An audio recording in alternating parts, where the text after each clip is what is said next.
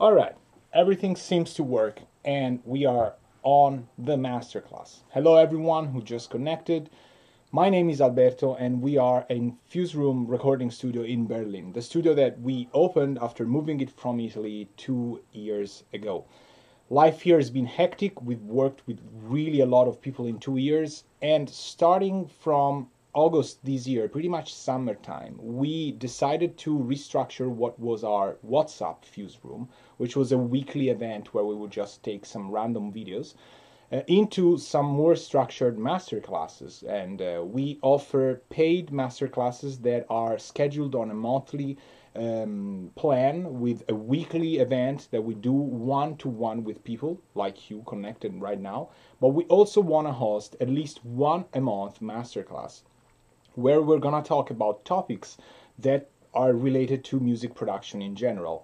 My name is Alberto. I've been working with people from everywhere in the world, and lately also some very big productions. So I'm a pianist and sound engineer, but the stuff that we do here in Berlin is very, very broad. There can be vocal recordings, there can be mastering sessions, there can be remixing, there can be full bands doing recording stuff. So there's a lot of topics that we can cover from real world stuff.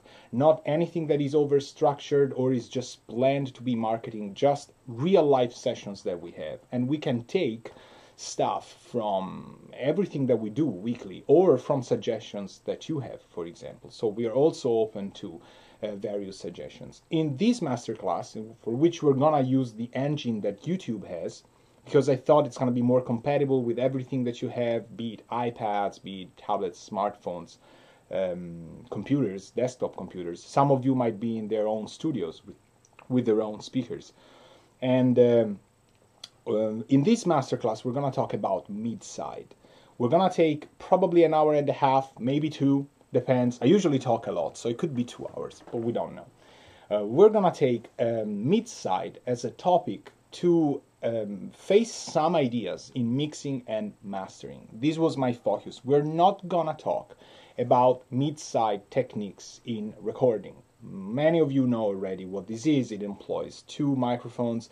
It's a recording technique, very nice, that allows you to blend the ambience of a room, of a recording, and the direct sound.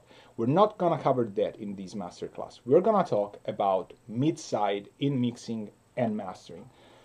I think many of you know already what mid-side is, but I also know some people might be struggling with that, or they might have a bare understanding, but they're not really grasping it yet. And it's perfectly fine. I remember when I started, mid-side wasn't something that I already knew. Music to me was, as it is from everybody else, from the listener standpoint, left and right speakers. So I was having a really hard time trying to decode what mid-side really is. And we should start from left and right. I think the easiest, I usually come up with an example that sort of works. I hope. Let's see. You all know left and right. You know, you probably are in your own control room and you have your speakers, you have 2 of them at least, one left and one right. I doubt anyone is mixing just in mono with one speaker. But in theory, a monophonic system is a system that has one channel of audio and it's getting reproduced by one loudspeaker. You can reproduce one channel with 2 loudspeakers, and that same channel will generate for our brain, because of the Haas effect, the precedence effect, the idea that that sound is still coming from one single source, unless you drastically change one of the 2 speakers, like you delayed or change it in sound.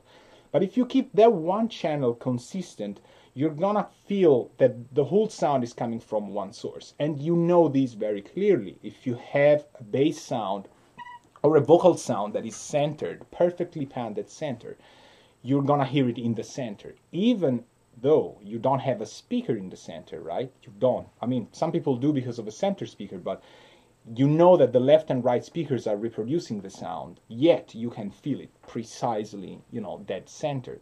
This is because our brain is not able to detect these 2 identical sounds and believes that there's an origin of sound that is not the one that's technically happening. This is still mono or artificial stereo. Some people call it artificial stereo because you can generate a false sense of stereo if you, for example, delay one of the two speakers. But it is not yet true stereo sound. True stereo sound requires two distinct channels with some coherence and incoherence in phase and polarity, like, again, a stereo channel for a full mix or stereo piano track. Anything that was captured with stereophonic sound in mind is gonna get reproduced in stereophonic sound. So you're gonna hear some stuff on the left, some stuff on the right, some stuff in the middle, and all the variations that come with that. Now, mid-side is a different story. It doesn't take into account left or right, but it does take into account what's in the center, so what's the sum, the mid, and what's the difference of the sound, so the side. That's why it's called mid-side, or sum and difference. To understand that, here comes the example. Suppose you have a mix with 3 mono tracks. The first track is a lead vocal, the second track is acoustic guitar, and the third track is a mono bass. They're all mono tracks, there's bass, guitar, vocals. You put your vocal dead center, and you decide, because you like it, to put your guitar all left, hard left, and your bass hard right. Now you're gonna hear in a stereophonic system your vocal center, guitar left, and bass right. Now you can isolate guitar or bass with left-right systems, because if you mute one of the two speakers, you're gonna hear either guitar or either bass, but you will always hear the vocals because they're mono dead center. When a sound is mono dead center, you are requiring your speakers to reproduce the exact same energy and content of audio simultaneously from both of them. So because of that, your vocal will be simultaneously left and right. So there is no actual way to delete, to erase these, to mute these vocal from a final mix, but you can still mute the guitar or bass. Now, mid and side works this way. Mid is the sum, we said, of the two channels. So since left contains guitars and vocals, and right contains bass and vocals, the sum of this will be guitar, bass, and 2 times vocals, right? The difference of this is achieved by not doing the sum, but the difference. So not left plus right, but left minus right. And here comes the fun. You flip the phase, you reverse the polarity. If you were at a proper music school, you would say you reverse the polarity of one of the two speakers, and you then sum them together. You are effectively doing left plus the reverse polarity of right, for example. So what happens is you're gonna get guitar, vocals coming from the left speaker, and you're blending it in with bass with reverse polarity and vocals with reverse polarity. Now it's evident that since vocals are getting summed with reverse polarity, you're gonna get a cancellation, and in a digital system this can be bit perfect, so the vocal will go away. Boom! Instant magic. I could take a sip of tea right now because it's super fun, but I won't. I'll go ahead. The bass will be flipped in phase, but since there is no actual identical content of this bass in the other channel, you will still hear the bass. There might be some frequency cancellation if the bass has something similar with the guitar, but from a rough standpoint, you will still hear guitar and bass minus the vocals, because it's the difference. So what is different between the two speakers? Guitar and bass, not the vocal. This lets you understand that with mid and side, you can work not with left and right channels, but you can work with center and sides, or mid and side. This is extremely, extremely useful, and we'll see why. How many times have you had backing vocals that are too bright or too dull? It could be the opposite. And you can affect the left and the right channel because they come from everywhere. You can feel them, they are in the whole stereo field. But you're also affecting everything else. You're putting an EQ on the waveform, and there you have it. The EQ is going to work on everything. So you try, for example, and make them brighter, and all of a sudden everything else is brighter. The snare, the vocals, the lead vocals, the drums with its cymbals, and you're not achieving what you wanted. You really loved how the lead vocals sounded. So with mid and side, you can intervene on backing vocals better than you could do with left and right. The reason for this is you take an EQ and you make it work only on the side content. This will leave bass, probably kick, lead vocals, and all of the instruments that are mono-centered out of your intervention, and you will be able to work on the backing vocals, and yes, of course, even something else. You will not be able to completely isolate that, because in the side channels there will still be stuff that's working in there. For example, all the reverb, any effect that's stereophonic on vocals, for example. Anything that has stereo content, that stereo content will be in the side channel. But I guarantee you, since I didn't invent this and I've been using it for quite a while, it will be a far better way than to try and work on a left-right system. So now what we're gonna do is we're gonna take one single track. This is a song by a band called the Boogie Snakes, or the Boogie Snakes. It's a band from Banbury. It's a British band, and this song is called "It's My Right." I did this mix quite a while ago. I don't remember how much, but not too much. I think in the past year or within the past year. And they're a funk rock band. It's an incredibly amazing song. They have this acid jazz rock tune, and this is a sort of a rough mix that I did very quickly months ago, and from there the mix developed. But the fun note is it's being done entirely with hardware. There are only, I think, if I remember right, 3 plugins, and they are mostly for vocal effects. I clearly remember the Vocal Slap is a plugin, and there might be 2 other plugins. It's also very dry sort of sounding mix. So there are not even many effects, but there are 3 or 4 plugins. The rest is entirely hardware. It's been done through this system, so it's analog summing and all hardware boxes. If you care for it, maybe in a future masterclass, this is a topic we could cover, like how did I route everything. But it's Pro Tools getting out to the analog outboard and getting back in. I have 2 playlists in this session, and one playlist is the final mix, which has a 2-bus processing, and the second one is the mix without the 2-bus processing. I don't think we need to address the mix without the 2-bus, but we will use, again, I mean, it's pretty much the same song, but it's funnier to hear the one with the 2-bus, because that's how I mixed the whole song. So, of course, it makes more sense. It is pretty loud.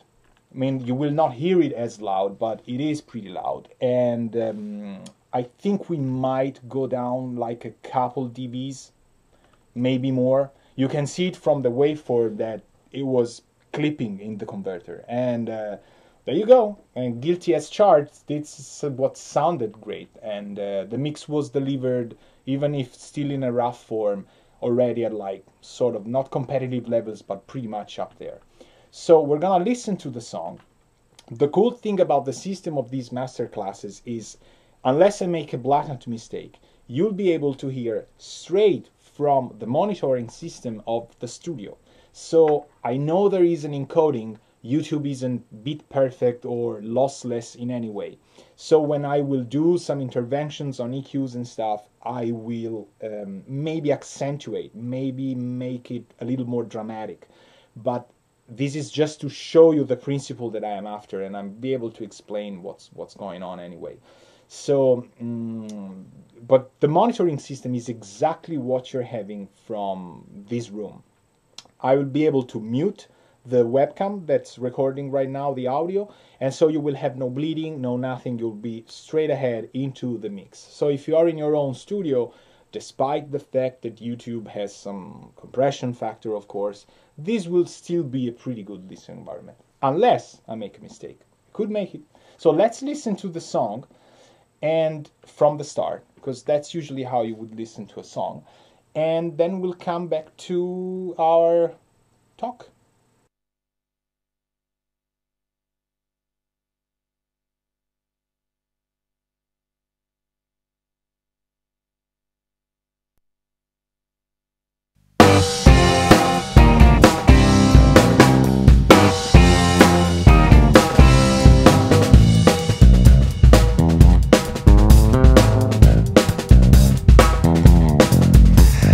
Shopping raised in wars of the blitz, we wouldn't be phased, we'd be doing our bit. We'd be tall and proud, stood up to the sky. Now it's burnt to the ground and we don't know why. Got passport property, roll up, roll up. Got my brick wallet ready, got my hood up. Age of entitlement, all you have to do is want something better and it belongs to you. My family's proud, I'm on TV. It's my right, it belongs to me. It's my right to have the run of the town. It's my right to run people down.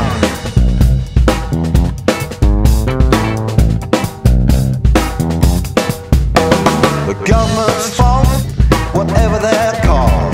We're showing the rich we can do what we want. No one support, nothing I want to eat, while I idolize fame on my HDTV. Parliament recalled, come home affairs. Committee sit, war is declared. You're on TV in the market square. Expect to knock at the door or it not to be there. My family's proud, I'm on TV. It's my right, it belongs to me. It's my right to have the run of the town. It's my right to run people down.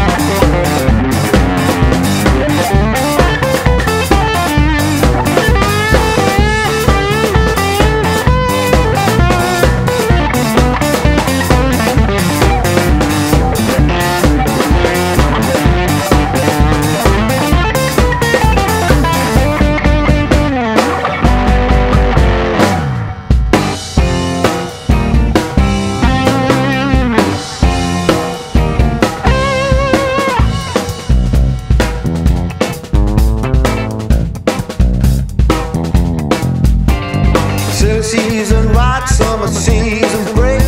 Do you know how much beating firefighters make? When all is done with the looted wine, go back and learn, have a course next time.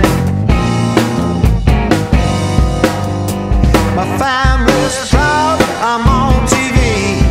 It's my right, it belongs to me. It's my right to have the run of the town. It's my right to run people down. It's my right. It's my right. It's my right.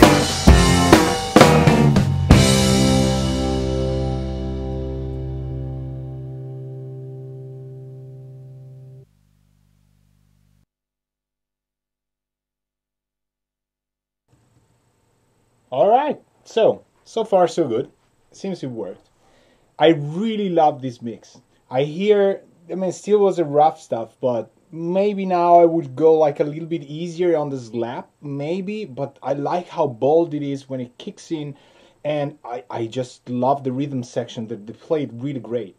And in the solo, I remember I reamped the guitar solo, and haven't, at the time of this mix, it wasn't really snipped in a way that you can still hear some of the noises from the amp and reamping. I remember we had one of the reamp boxes used somewhere else, so we just plugged, which usually shouldn't do, just plug the line straight XLR to TRS into the amp.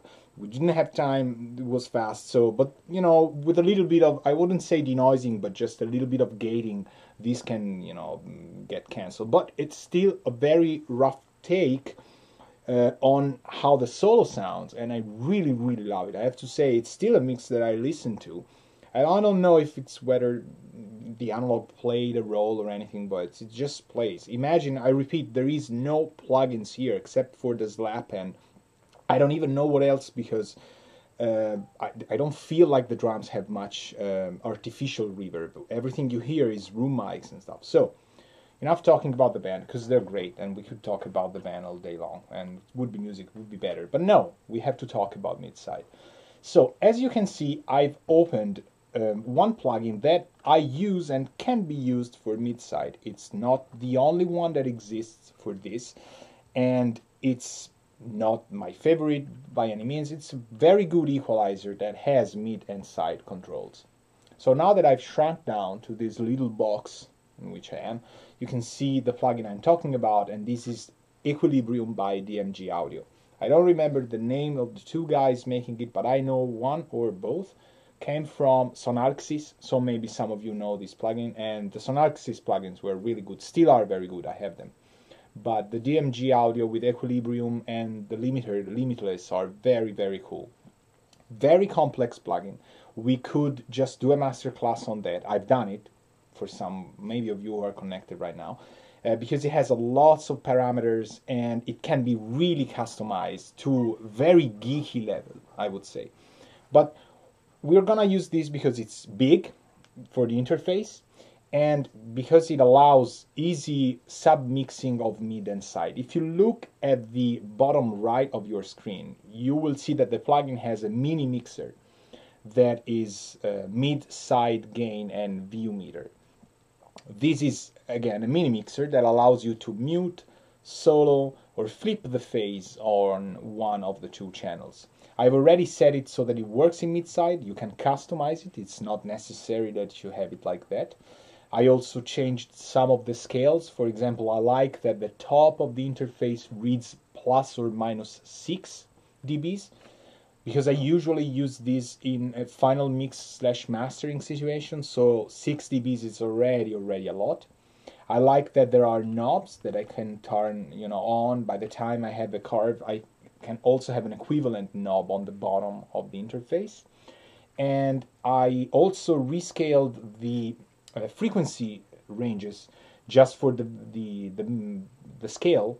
It doesn't affect the sound of the plugin, because I like 20, 50, 100, 200, 500 rather than 30, 60, 90, 120. It depends. It's just a matter of taste of how I'm used to. So I usually keep the analyzer off. We could keep it on just for the sake of letting you hear what's going on, but I usually don't like analyzers. But this also has a built-in one, and it can get pretty complex. We won't get into how this guy does processing, because it can get really CPU intense, but really, really high quality. What we're gonna do is we're gonna create some bands depending on what I want to explain to you, and you have to keep an eye not only on the number of the band, but on the group. If you go here at the knob, you will see subtype, and the subtype is the color of the card, the type of intervention. This guy can do SSL 4000 sort of stuff, to API 550, to 32, which is, I think it's a Harrison EQ, to 250, which is a Sontec style card.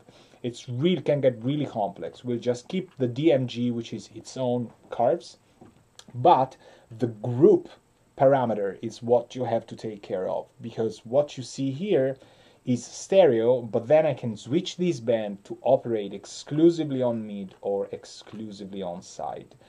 What this thing does is that visually on the card we do not have much change in how the interface represents mid versus sides intervention. If you are familiar with Pro Q by FabFilter, you know that it will display a little M for mid and a little S for side. That is very convenient because it avoids you working on something thinking it's one of the two channels, and it's instead, of course, it's gonna be the other. Here, always refer to what group says so that you are absolutely sure this is the intervention for the channel that you want. So, without further ado, which is something everybody says in Masterclasses, so I'm gonna say that as well, let's listen to one part of the song by random. I don't know, I just picked one part. I don't put markers, I haven't put markers so far, so we'll have to find a spot that we like. And we'll listen to either the mid or either the side channel. I can solo them in these little mixers, so it's gonna be fast and easy to understand what really mid and side is. You will hear me switch from stereo to mid to side to stereo again, meaning mid plus side, and then a couple times so that you can get an idea of how this thing sounds. Had my shopping raised in wars of the blitz. We wouldn't be phased, we'd be doing our bit.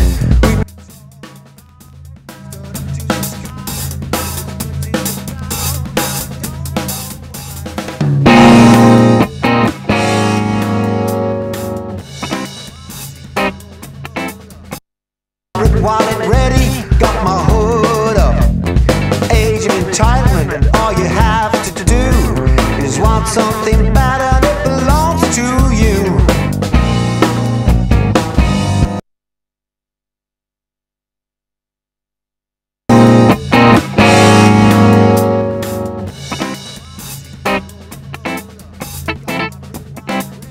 Got my hood up. Age of entitlement.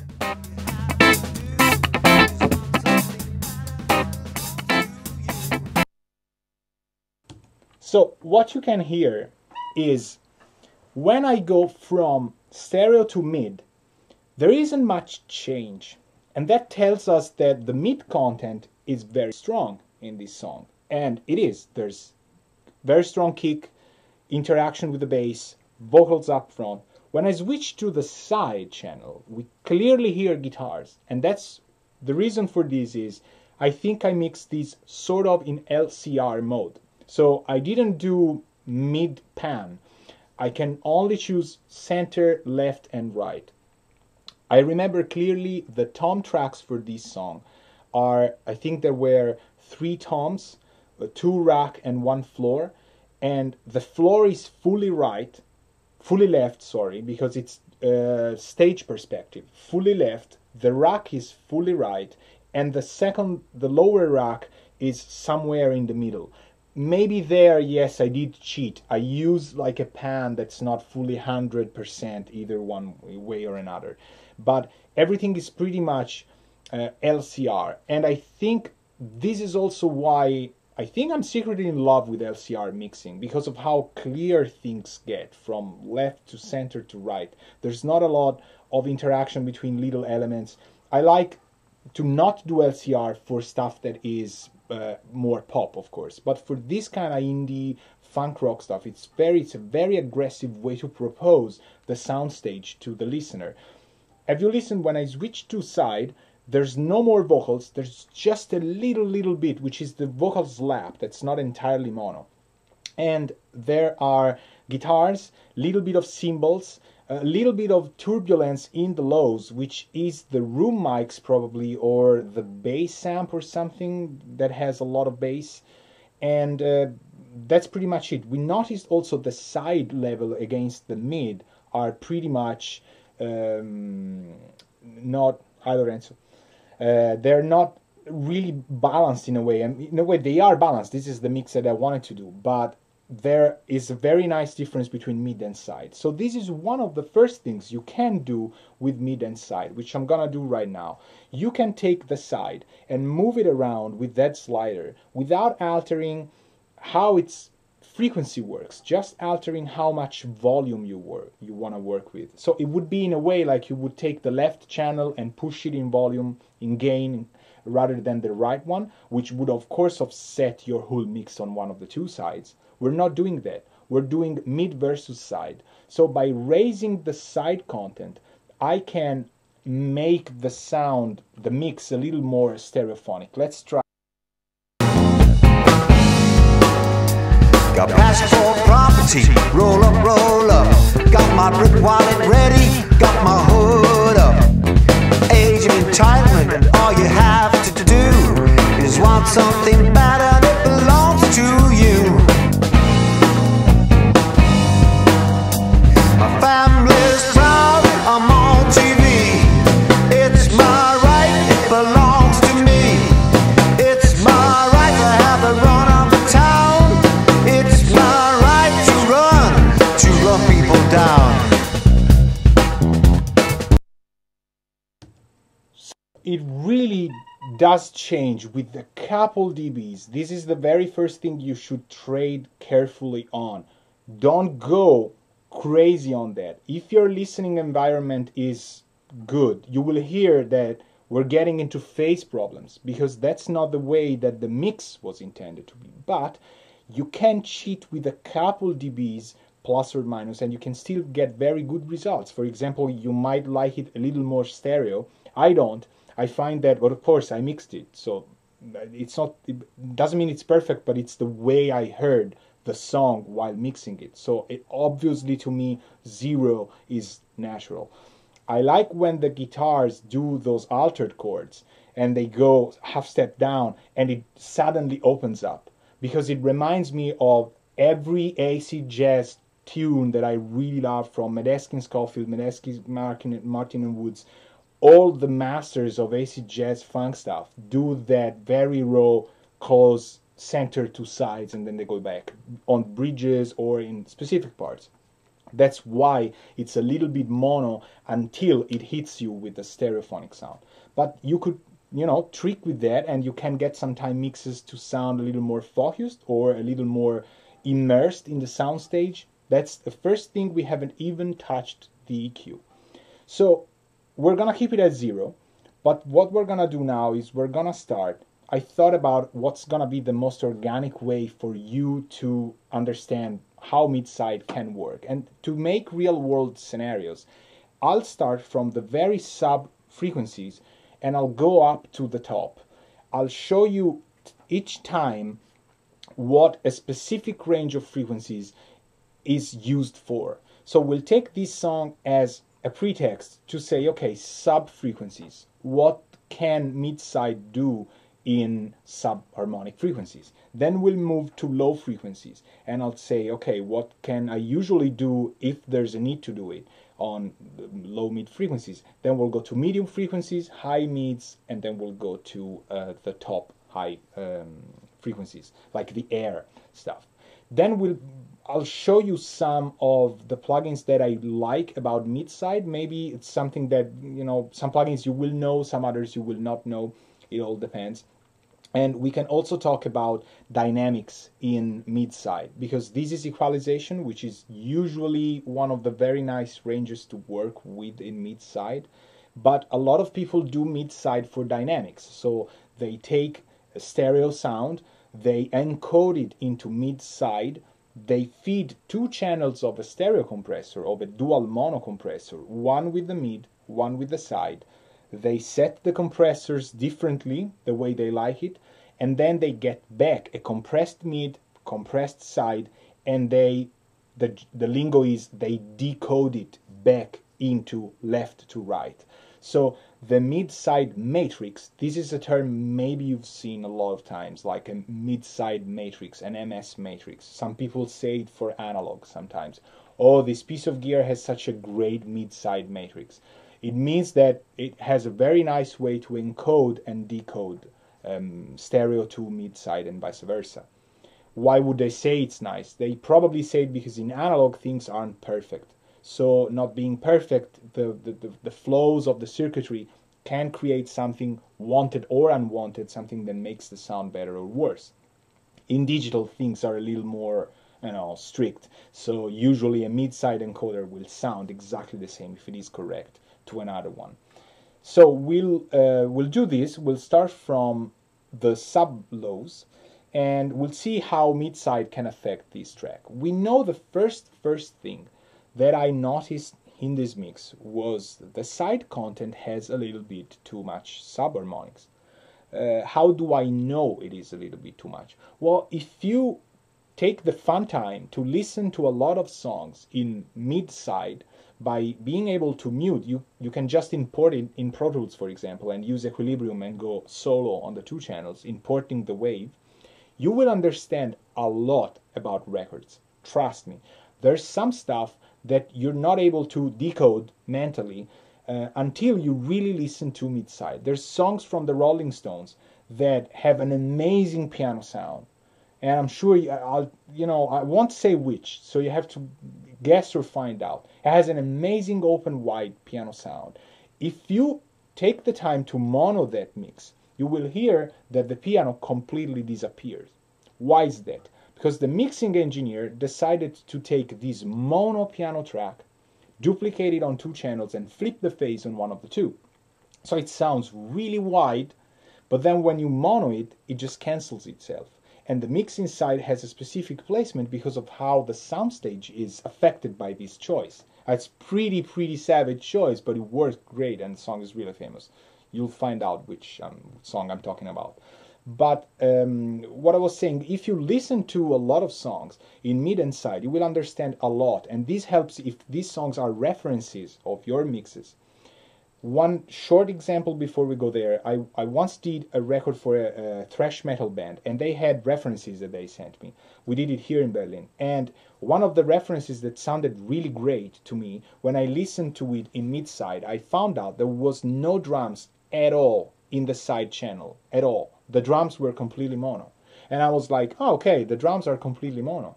And I remember my assistant at the time was, oh my God, how did you find out? And I was like, because I've listened to it in mid and side. And if you see, if we hear the side content, things just disappear. And he was like, oh, this is an amazing way to find out what works for reverb, how a mixing engineer worked on vocal reverb, for example. Some vocals sound dry, but if you mute the mid channel and just listen to the side, you will find out there's tiny little effects like slapbacks, short delayed plates, and you will go like, aha, that's how that vocal sound gets so sexy without sounding wet. So it's a great way to learn, clearly. And that's how I mixed the record when we did it, and that's how I recorded the record, because I knew I was gonna do mono drums. So this choice, this element that I understood from listening to this mix in mid and side separately, affected how I even tracked their record. And since they really liked it, and the songs, I think the mix is really great, this played out for the good. So we can say it was, something I can sort of teach to people. Like, this was a very productive thing that I've done. I affected the whole tracking of the drums, and to know that it was going to be mono, so we had a very strong center and very wide open guitars. So now we're going to work on the frequencies, and that's one thing I was saying about the sub-lows. How do I know that there is too much sub-lows? Let's listen to it again with just the side channel engaged. And let's take the same exact point. And let's listen to only the side, and then we'll talk.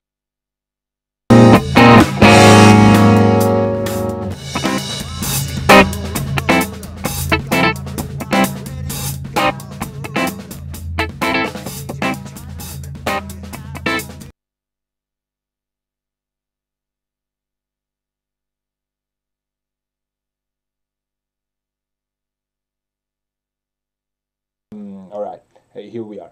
So I was saying, if you trust your speakers and you can hear it, I don't know how YouTube is going to encode those sub-lows, but there is some low content in the mids that I usually would cut away in mastering. Why is that? They take a lot of energy out of your speakers, and since this is difference, we're talking about difference in the stereo field. So the left speaker is going to send some low energy stuff, the right speaker is going to send some completely different, otherwise it wouldn't be in the side channel, right?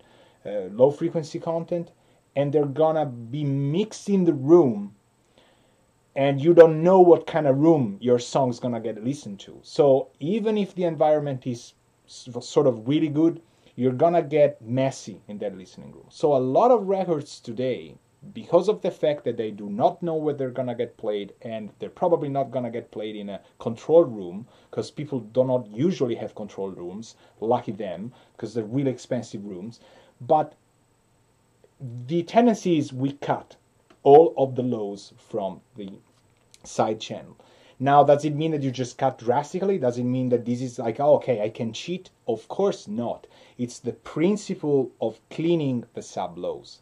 We can try and do it now by listening to just the side channel, but what happens is the mid content, the kick that we have, the bass, are not gonna get into a speaker with the request to also produce out of phase bass. Our phase will get consistent in the low registry, and this for electronic music, for EDM stuff, for example, and all of the stuff that you want to get really, really loud to, is a great way to start cleaning the stuff that you don't need in your mix. So let's take just the side channel, let's create a band, let's tell Equilibrium that we want a high shelf, we want a high pass filter, and we're gonna move it in frequency to find out what's the rate that we like. We can also change the resolution, the slope of this curve up to 48. We're gonna keep it at around 18 for now. Let's see how it sounds. We soloed the side channel, so now I switch to the computer audio and let's hear. I will probably pump up the volume a little bit so that you don't need to just crank your volume, because the side channel is lower. So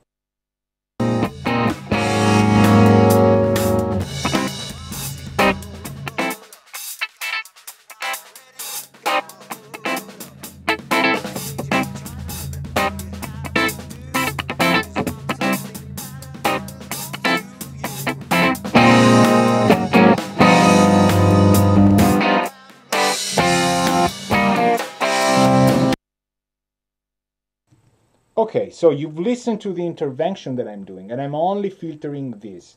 This is only to let you understand how this can work. Now, would I do it this way? Partly, maybe yes, but it doesn't make sense unless you have the mid with the side together. We know that 50 sort of sounded right at 18. I don't want to completely destroy the lows, because that's another thing, it will kill the groove. But now we're gonna listen to mid and side together, and I'm gonna sweep the filter. And this will give you an idea of how thin things can get, or clean, or muddy. This will be gonna be a nice example. We're gonna keep mid and side levels completely at 0. So it's the same mix with just filtering, high pass filtering on the side. Let's start at 18 and let's go up. Got passport property, roll up, roll up. Got my brick wallet ready, got my hood up. Age of entitlement, all you have to do is want something better and it belongs to you. My family's proud, I'm on TV. Alright, so you already hear the compromise. This is not straight EDM where you go, all right, I need to sacrifice stuff because need to get very loud. This is, okay, it's getting cleaner, but the vocals sound thin, of course, because there's a lot of lows from the vocal sound, the way I mix. I remember the Pultec was on the vocals, and it had a lot of 60 or 100, so there is low content to make the vocal feel, woolly and into the mix. But we don't want to cut that, and we still have to compromise in a way. I would say, to play it safe, that something around 48, 50 hertz sort of worked. I'm clearly not wanting anything there, but I would still go probably on the main speakers, like the bigger speakers on the focals, and find a point at which I like this. Let's try and see if this works better for the mid, because the problem is, again, on the mid and on the side. Let's try now and see what this does with just the side. Will it cover up the vocals? Will the lows from the vocals be from the side or from the mid? This is what we talked about. Now we don't have to compromise. So let's see that. Got passport property, roll up, roll up. Got my brick wallet ready, got my hood up. Age of entitlement, all you have to do is want something better that belongs to you. My family's proud, I'm on TV. Alright, so as you noticed, if I go to the side channel and apply the high pass only to the side channel, now all of a sudden I don't have to do that stuff anymore. I don't have lows that get cut completely off the vocals. I can clean things, and now it's getting a little more 70 to 30. It's like 70% okay, I'm getting more from this sort of cut rather than what I'm losing. So the difference is already apparent without even having touched frequency bands. We've done these with the stereo and we realized, okay, well, it's getting cleaner, but there's a lot of stuff in the lows that we lose. Especially the very first thing while the vocals were singing was how the vocals just die out and they detach from the groove. Kick and bass kind of went consistently down, but the vocals were detaching from the mix. Here, even at 96.8 hertz, you can hear that we have a tighter, actually, rhythm section. And now we can hear, for example, the mid. We add another band, we make it HPF, and we go DMG again. We go all the way down here, and Equilibrium is gonna order stuff backwards. So now band number 2 comes first on the interface because it's actually more to the left. And we're gonna switch this guy to mid. We're gonna start from, again, 18. We're gonna listen to just the mid channel this time, and we're gonna try and see if there's something that we like more by high passing the mid channel as well. So we're doing two different things. One high pass for the side and one high pass for the mid. Let's see.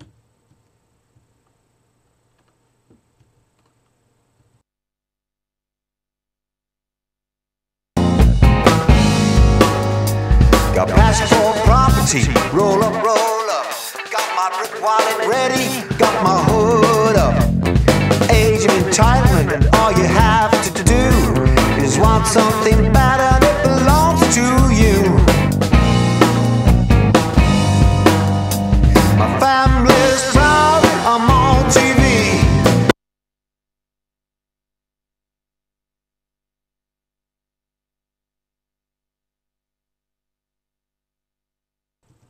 Okay, I switched to the big monitors to hear how the lows go, and yeah, I would say probably this mix doesn't really need a lot of those sub. I remember the Kick had a subharmonic microphone that was placed there that had a lot of bass, and in the rough I played it wildly and said I'm not gonna high pass this by itself. The reason was every time I would touch that, it would just go out of phase with the other kick microphones, and there were, I think, 2 plus this sub, and something was always getting lost.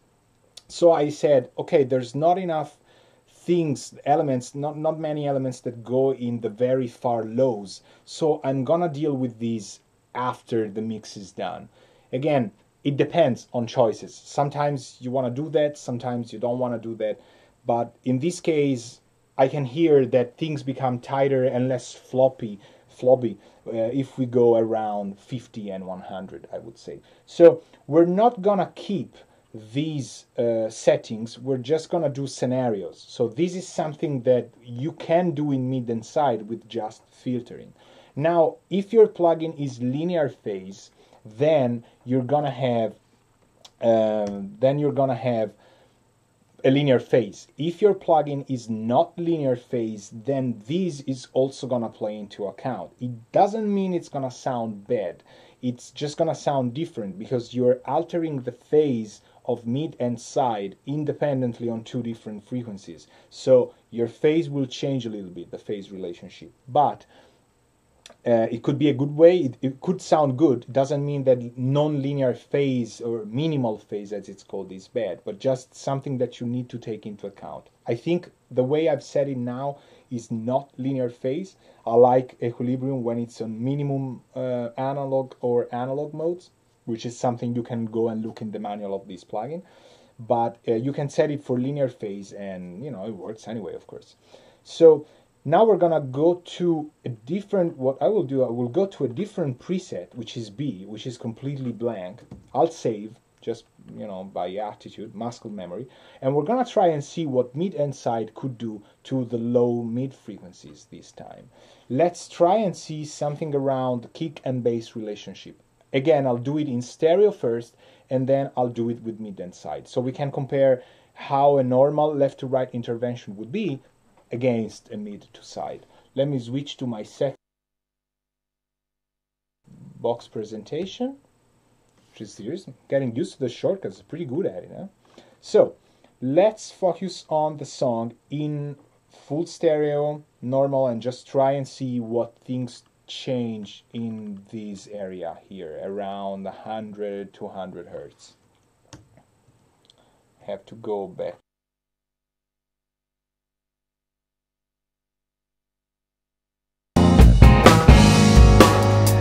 Got passport property, roll up, roll up. Got my brick wallet ready, got my hood up. Age of entitlement, all you have to do is want something better that belongs to you. My family's proud, I'm on TV. It's my right, it belongs to me. It's my right to have a... Okay, so what I noticed is that, of course, on the 60 hertz we get a little more kick, which I wouldn't change honestly, but this is something we could work on. But what I really liked is when I moved around 300 hertz. There is the 300 hertz on bass, maybe is an area where usually you start leaving the real thick body of the instrument, and you're getting into more of the hand of the player, of the fret, not just bright fret, but more of the fingering of how the guy moves. And it's a great way to get the sound of this guy into the band in terms of performance, of the feeling of the performance, rather than the feeling of the bass hitting you. So what happens though, if I do it with the stereo content, is that the vocals change. Things get a little more cloudy. The snare does change a lot. It becomes a lot more cartoony, nosy in a way, and we don't want that. So the problem is also going to be the bass is on the same area as the snare, and it also is in the mid as the snare is. So maybe this will be a compromise that mid and side cannot solve, because in the mid channel there's still gonna be bass and there's still gonna be snare, but maybe we can beef up around, maybe not 300, but around like a little lower when the snare has somebody.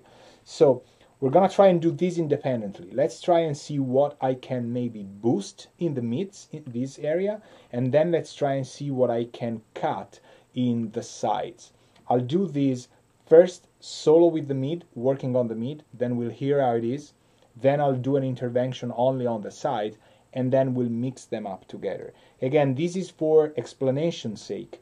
I don't think I would do it in real life like this. I would probably do it while both of these things are playing together, because in the end the mix is gonna be mid and side. It's not gonna be either of the two. So I like to work in the context of the whole mix. But for the explanation of these things, I think it's gonna be better if we just do one, hear just how the mid works, then move to the side and hear how it works, and then combine them together. Maybe it will work in combination from two different isolated things. Maybe it will, we don't know. So let's switch to...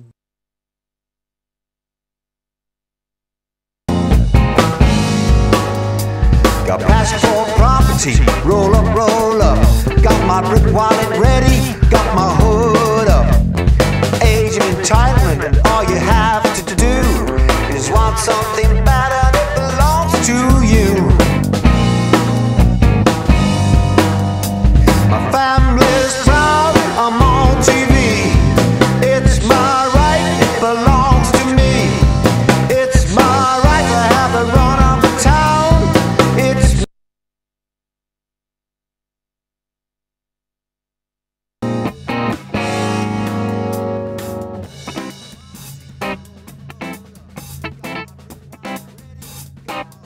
put up age of entitlement, and all you have to do is want something better that belongs to you. My family's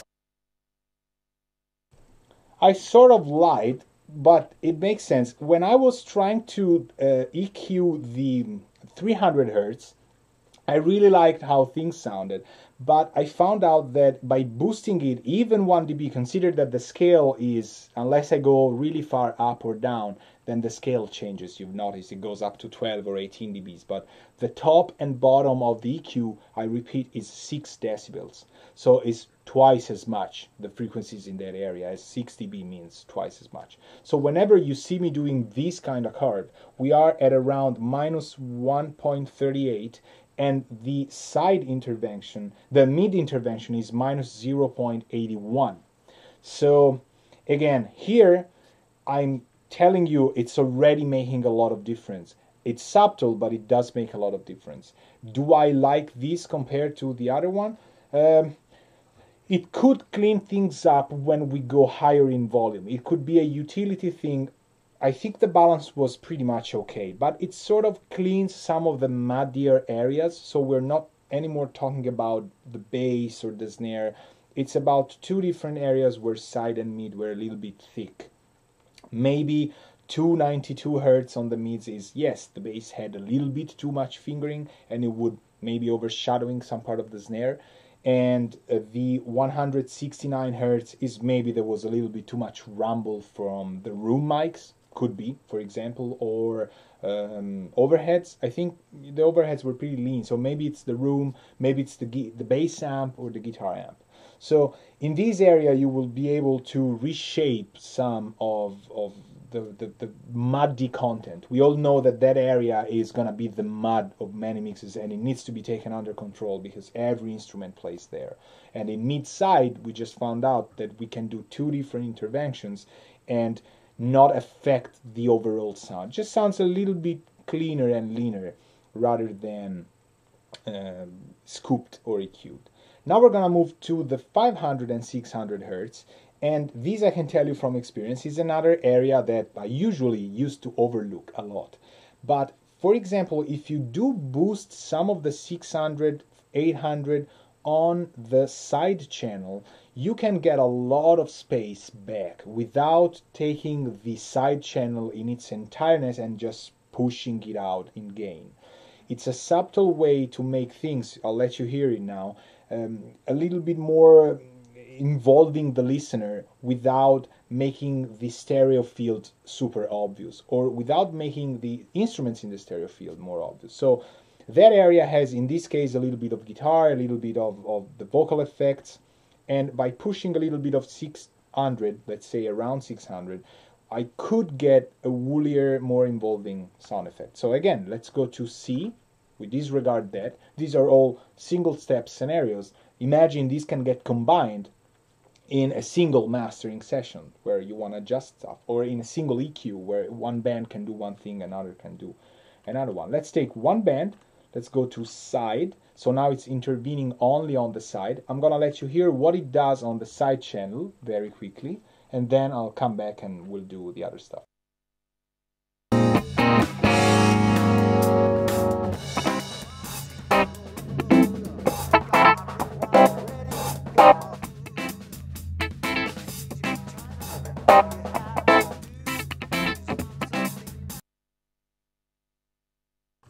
So pretty clear that there is a lot of noise from the guitar. Now in theory you wouldn't want much of that, but let's see if it can help the stereo field while listening to both of them and make things a little more, interesting. Got passport property, roll up, got my brick wallet ready, got my hood up. Age of entitlement, and all you have to do is want something better that belongs to you. My family's proud, I'm on TV. It's my right, it belongs to me. It's my right to have the run of the town. It's my right to run people down.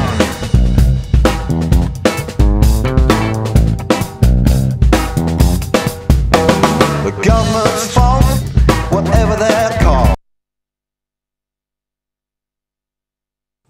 And this is really, really fun because I've moved the guitars in the mix, as I told you, left and right. So you could really hear the guitar sounds like one of the main harmonics of the riff he's playing is around there. So if I scoop that frequency in the side, the guitar sounds a little bit in the center in this control room. And if I go up with the 600 Hertz, then I get a little more detail on the left to right. This is also a great area to check headphones for. You put your headphones in and you fine-tune that 600 on a pair of headphones, you know, because it's an area that can get scooped or bumped depending on whether you mixed some of your mix in with headphones. Some people do or have to do it because they're continuously on the move. And after a while you get in the habit of knowing what these will do. Like your mix usually lacks mids or low mids, and or it has too many. This is an area to check to re-establish the listening sound stage, because it affects, again, the mid frequencies only of the side field. We could do this now for the midfield. Let's keep these on. Again, it's 0.74 dBs. I said I would do these things dramatically, but I can't help it. I can hear that it's where I want it.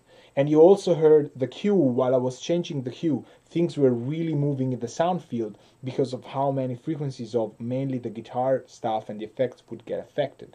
So even the cue factor in that card plays a lot of difference. Now let's put another one and let's go with mid only, and let's hear what difference can it make in the case of the mid channel by itself, and then I'll try and see what's going on with both of them.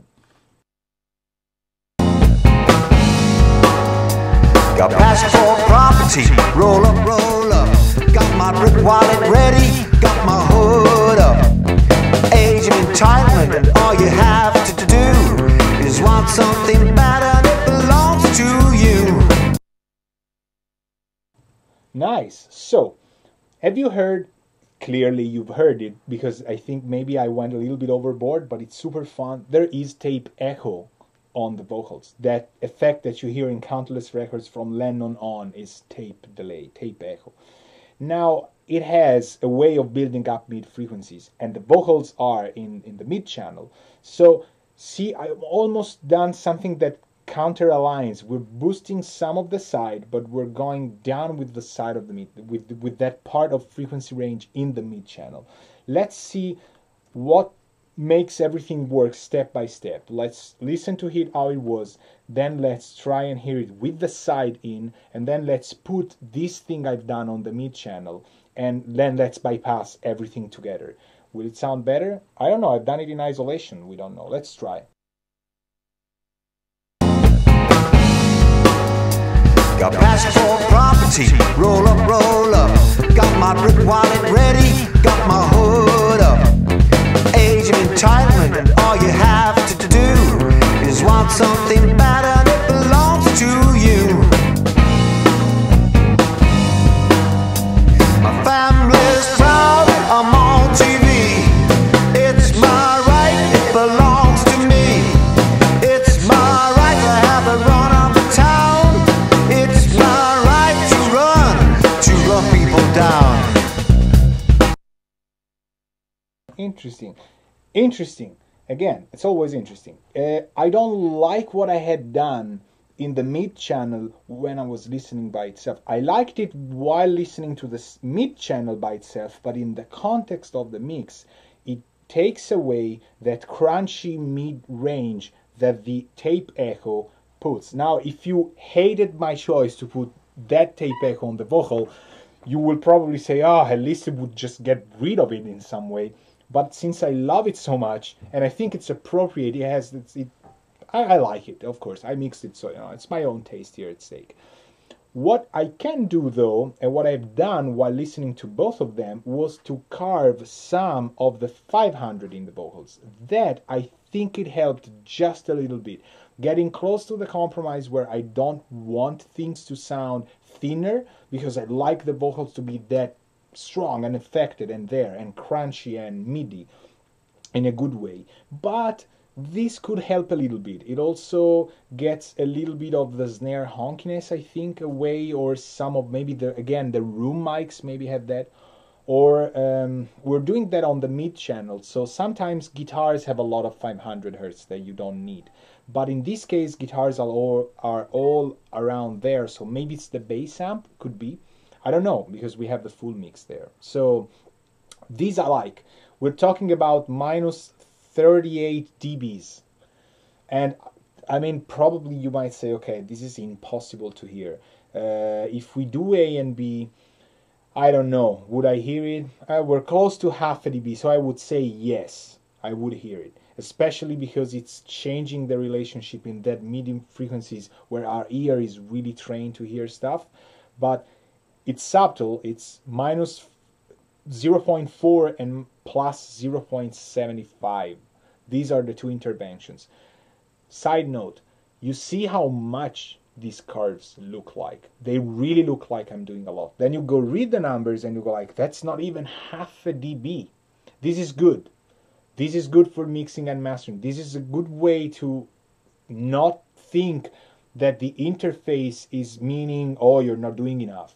This is a better way. If I could, and you could on this plugin, I would even carve away all the visual curves. I would just take it out and just work on the knobs so that I can really focus on my hearing.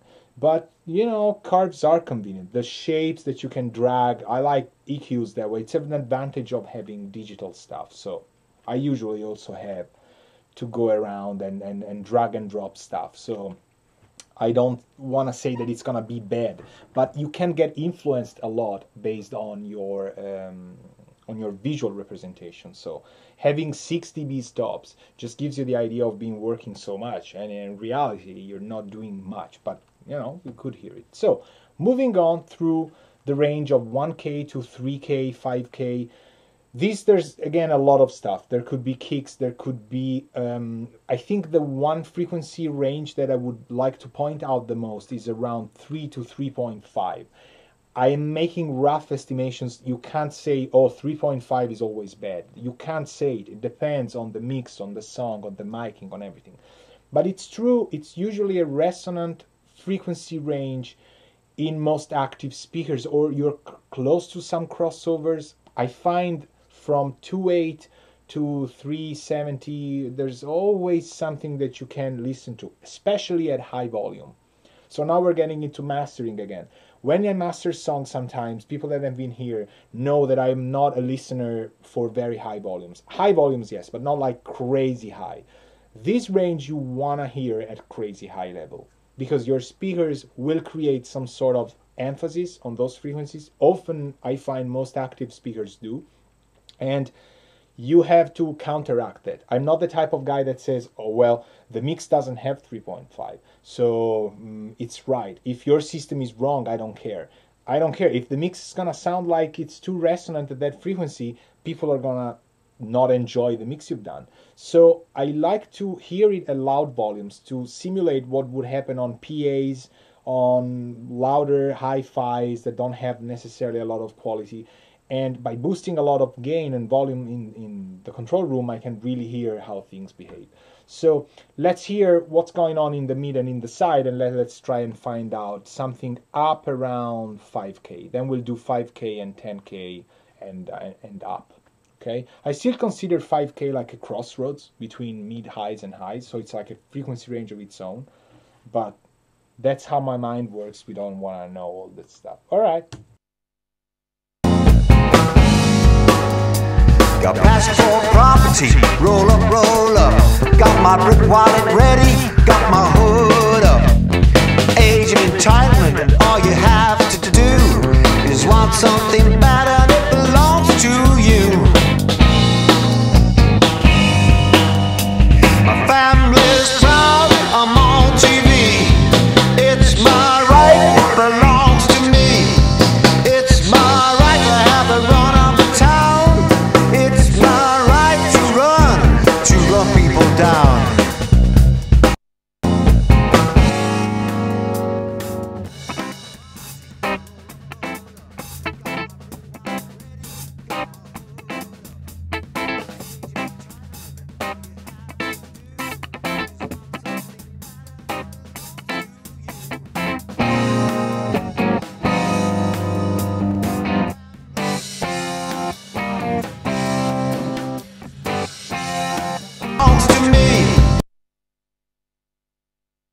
So, interesting.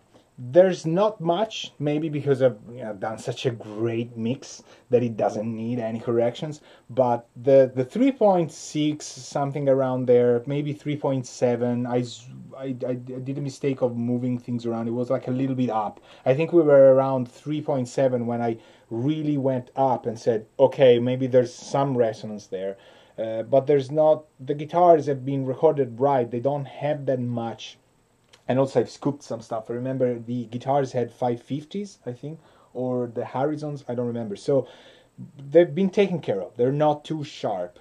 And they're not in the mid channel either that much. So there's might be some reverb, some little bit of room, ambience, but there's not much. But, you know, minus, again, 0.8 tops on the mid channel just makes the vocals a little bit less sharp. But we were sort of in check. On the other hand, it's very nice to bump the 4.4 on guitars, meaning on the side, on the, this was mid and this was side. So let's check it again. I'm not sure, I don't want to say something wrong. I did it afterwards. Got passport property, roll up. Got my brick wallet ready, got my hood up. Age of entitlement, all you have. Alright, yeah, I was right. It was just while choosing things, I just mislabeled them. The intervention on mids is correct, and then guitars on the side channel 4.4 was right. You see, it just creates more detail on the guitars without having the balance change in all of the strumming for the lower frequencies. These I like. This, for example, is one of the things maybe the mix needs a little bit. It just gives a little more accent on the guitar strumming and stuff, so that could be good. On 5K, there's also a lot of brilliance on top of the vocals. Let's try and add one of these, but remember then that we're also working in contrast. This means that if you are carving 3.7, you don't necessarily need to go to 5 and say, okay, well, Alberto said that I have also to work on 5, so I'll do it.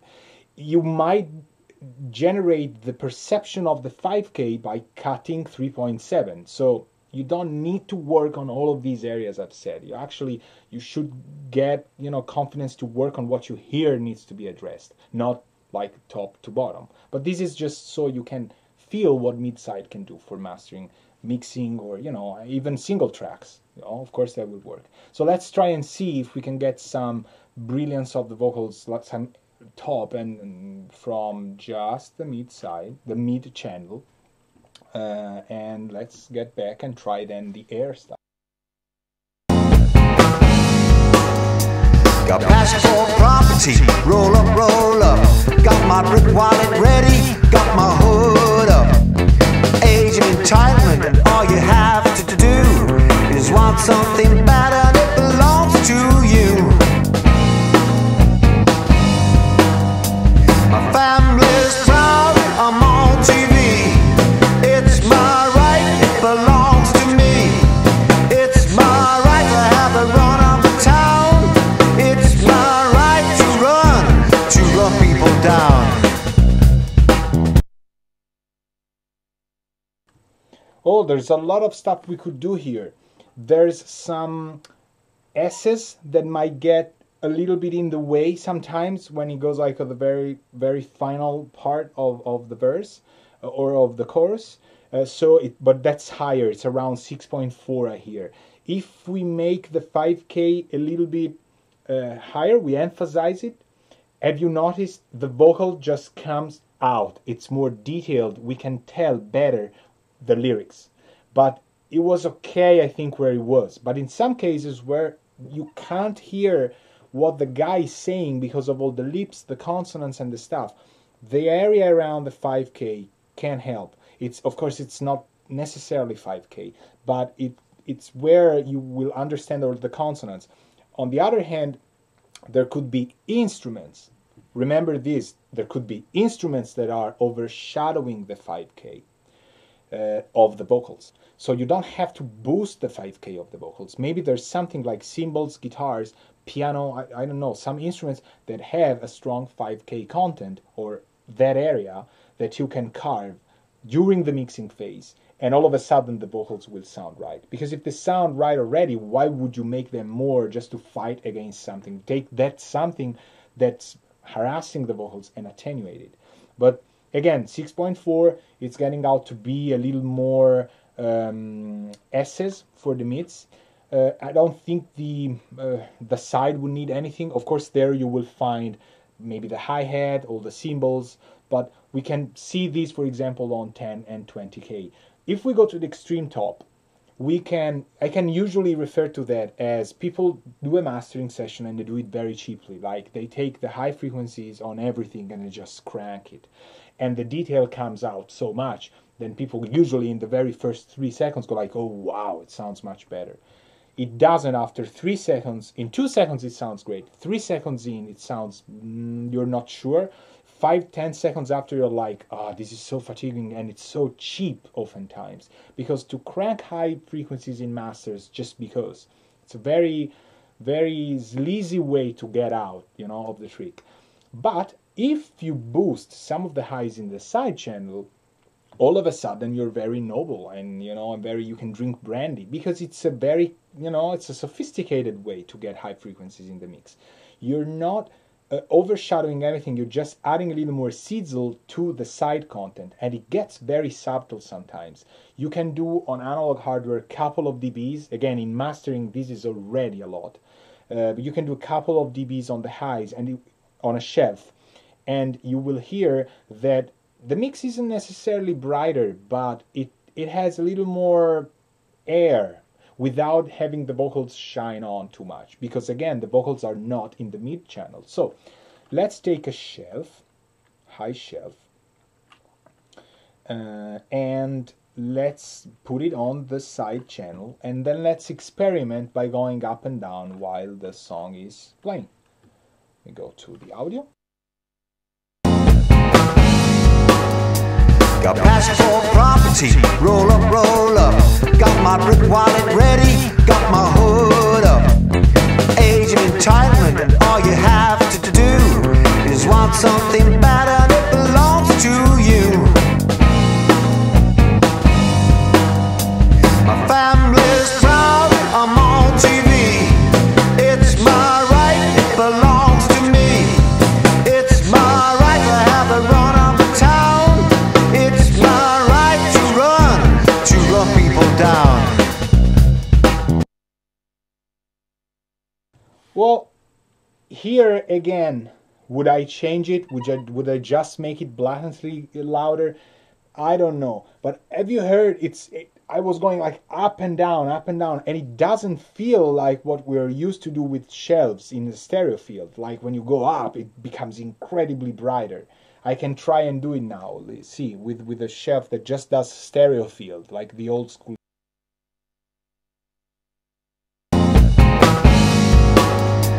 Got passport property, roll up, got my brick wallet ready, got my hood up. Age of entitlement, and all you have to do is want. That's exactly what I was referring to. Everything becomes brighter, everything becomes darker. With the mid side, you can get some more detail, Again, it brings up some hi-hat, so I was trying to counteract that thing around 7K, 8, something, I don't remember, just to get the hi-hat a little bit into place and then get a lot out of the 10 to 20K. But this is the very last section, and it's a very nice thing to get some sizzle or some presence in the mid channel. Sometimes I do slightly enhance the highs in the mid channel rather than on the highs. Personally, I have to tell you, I know I have a tendency to not like bright stuff. So I know I tend to make things a little bit maybe on the darker side. I don't like to listen to things that are too bright. And the reason is, I like, when I listen to music, I listen to a lot of it. I don't just listen to a song every day. I sometimes sit down and listen to entire albums. And if you do have lots of high frequencies, like you take albums from the 90s and you just listen to those, it's gonna be more fatiguing than something from the almighty 80s. Because the 90s had a lot of more hi-fi digital stuff.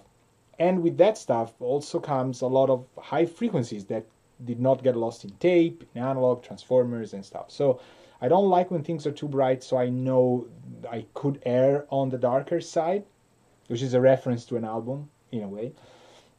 But this is pretty much it. I think it's still a much, much better way than to just take the highs and go boom and make them incredibly louder.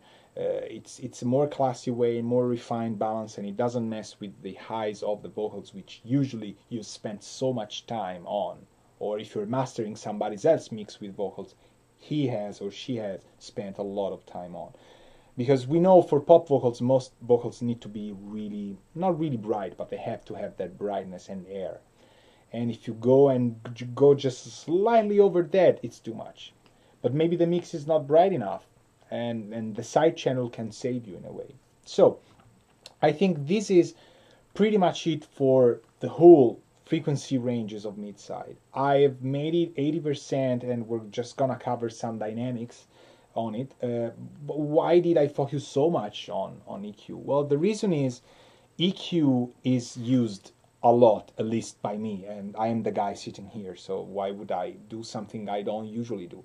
Mid-side to me means a lot of EQ rather than dynamics.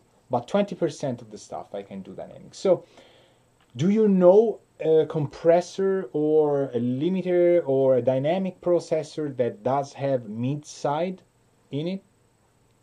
Maybe you do. I'm trying to recall one, but we don't need to. And I'm gonna show you why. Maybe in the chat somebody will write like, oh yeah, this. We don't know. Maybe yes, maybe no. Let's actually, we could have kept this guy, but okay. Let's go to, okay, thought I saw somebody write something.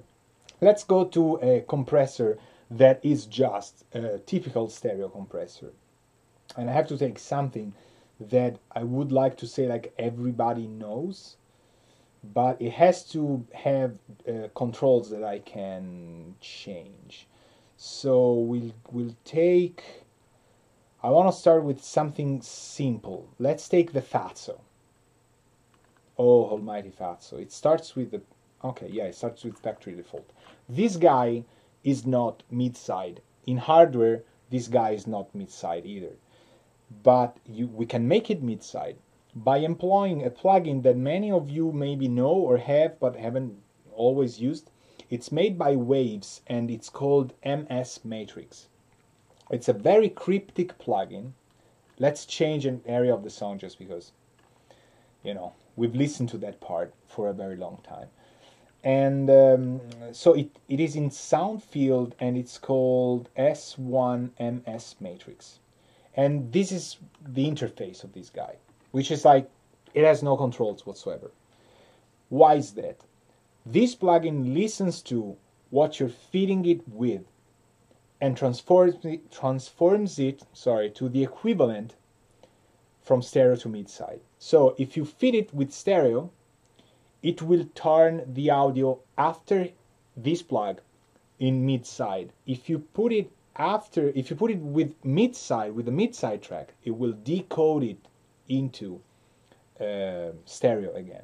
So between stereo, left, right, and mid side, this plug will always make one into another after it's placed. So the next insert is gonna work in mid side. It's very useful because you can put two and it works. But if I switch only one of the two, then everything gets terrible because you have mid on the left and side on the right. And if it happens that you send a mix to a client like that, then send me an email and let me know what happened to you, your car, your pet, whatever. Maybe he likes it though, you never ever know. But you see, when I had two on, so to simulate how this is placed, it's this way. And now we're having left to right being moved to mid side, then it goes into the Fazzo. The Fazzo is no longer doing left and right, but the channel on the left, input 1 and output 1, are gonna be our mid content, and the input 2 and output 2 are gonna be the side content. So if I remove the link out of the Fazzo, I can compress independently the mid and the side. So let's put it into, I say bus, and let's, for both, doesn't mean you have to, but, and let's just try and compress one side, compress only the mid or only the side, you know, by itself. Now, the problem is, how can we listen to only one thing that we're doing? Well, you can put the output volume to 0 on one of the two channels, and you will no longer hear that part of the audio content. So 0 on 2, I'm only gonna hear the mids, and 0 on 1, I'm only gonna hear the sides. So let's take the mid for now. Let me go to your audio and let you hear what I'm gonna do and compress only the mid channel for now. It's my right, it belongs to me. It's my right to have a run off the town. It's my right to run people down.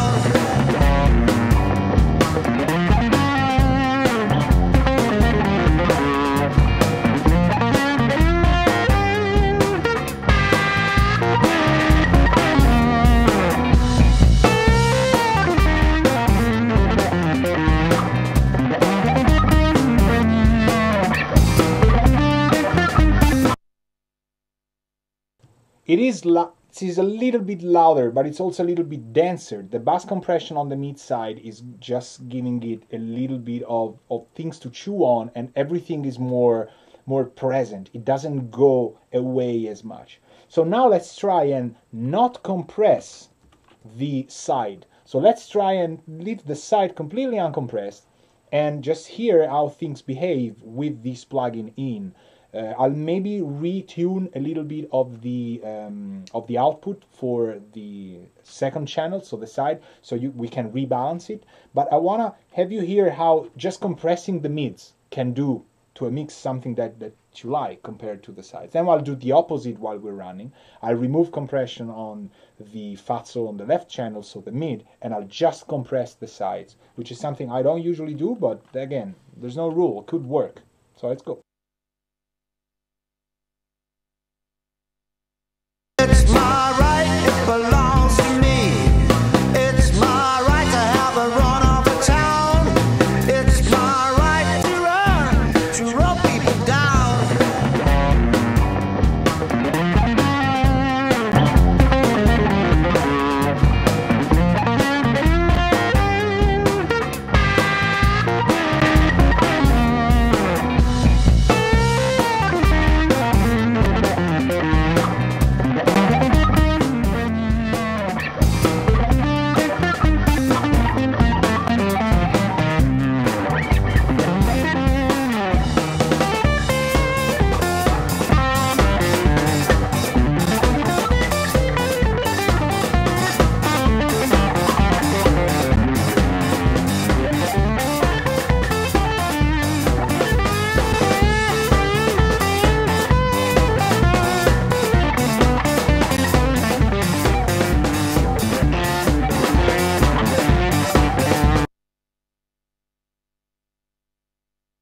So for example, in the case of hey Gabriele, in the case of this compression, is it wrong? Is it right? I don't know. I have to say that I hear some pumping on the lows.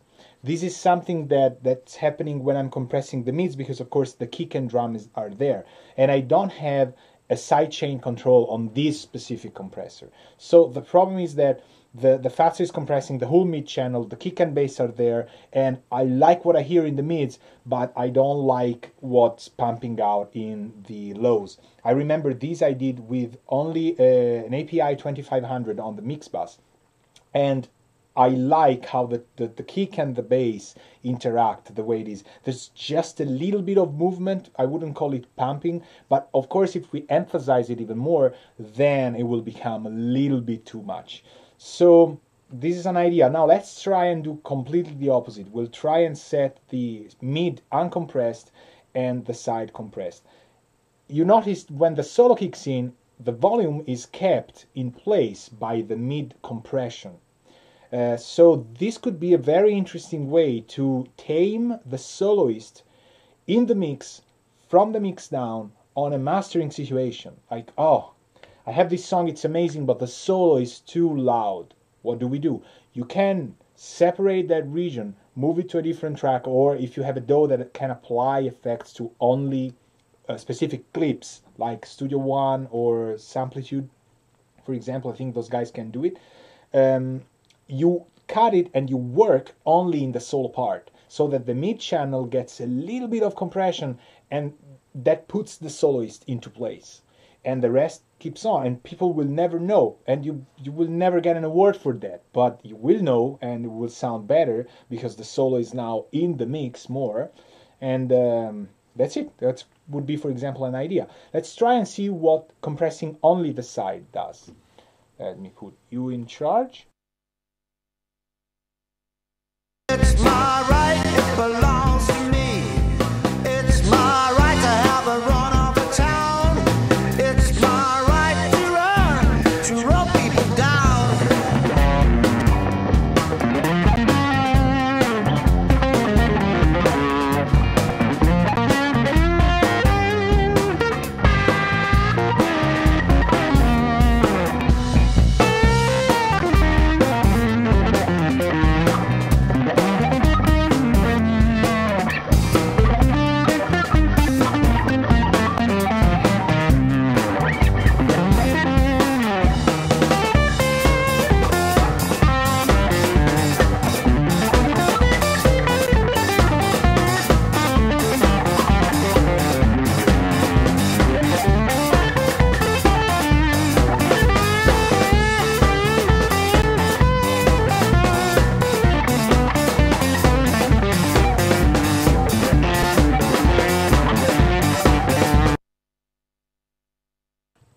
Well, that was a big surprise.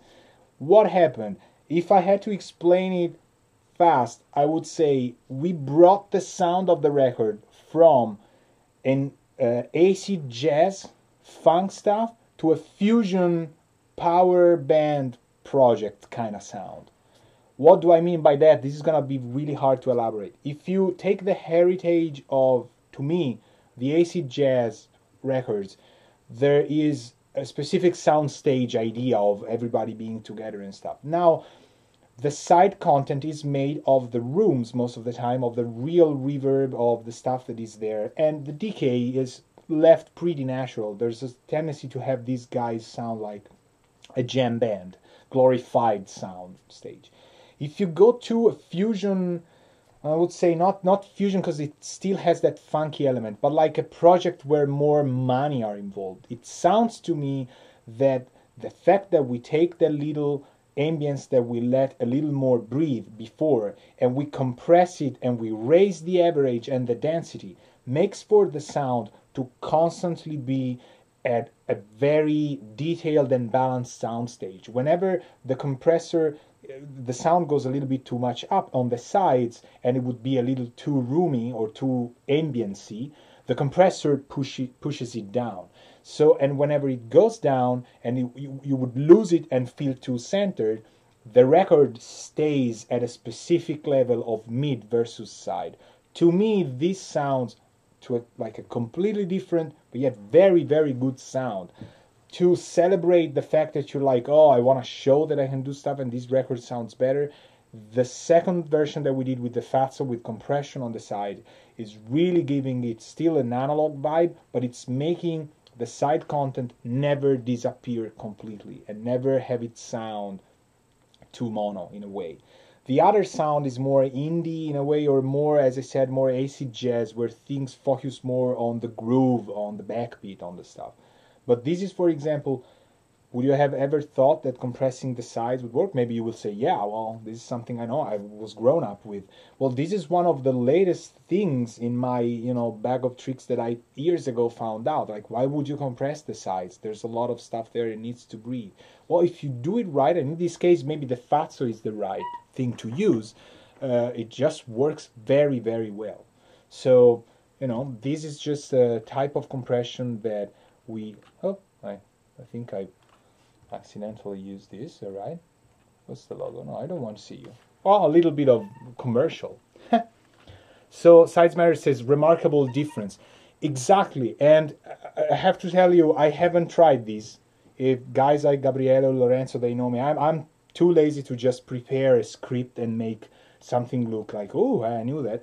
I knew I wanted to show you this, and it could have worked. If it didn't work, you still knew it was something viable that you could do. But in this case, I think it's not just how I dialed in, it's just the Fatso works for this kind of stuff. And it's true. The real one I used, I think on vocals, one channel, and I don't remember, but I remember I used it. Or maybe on the drum bus, I used it to raise the density. It's like a parallel compressor, I think. I'm not sure.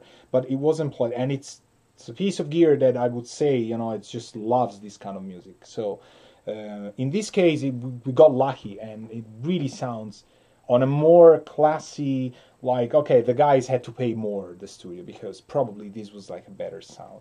And again, compression is still 20% of what I would do in mid-side. If you don't have your client with you and you do something like this, it doesn't matter how great you think it sounds, he might find it completely overwhelming his initial idea. I told you, it's two different sounds. There's no, from a technical standpoint, I like it compressed because it just sounds like, oh, I want to show you how nice every element can, work. But honestly, the other sound could very well be what you engineered with the client, with the band, with the producer, or whoever. So you could do two versions. You could go like, here, I tried this, you like it. It could be a breaking revelation. It could be that the label loves it more than the producer. This is more of a label sound, I would say, rather than a band sound or producer sound. But who knows? It's just, you can't say if you don't try it. The latest thing that I would like to show you is dynamics. I think we covered. You can think about using, for example, multi-band compressors. Why not? If you like, but you might think like, how can I use something like C4 by Waves in mid-side, because this guy does not do left and right channel. Well, if you use multi-mono in Pro Tools, you can set this guy and unlink the left and right channels, and you can tell him to do something with the mids and not do something with the side. So let's try. Nothing will ever beat the amazingness of the Fatso because we just got too lucky on that. But let's see what happens if I tweak the mid with the L. It's gonna be small to read, but when you see L, this is gonna be the mid, and when I go to right, this is gonna be the side. Let's see if I can get something out of it that we like.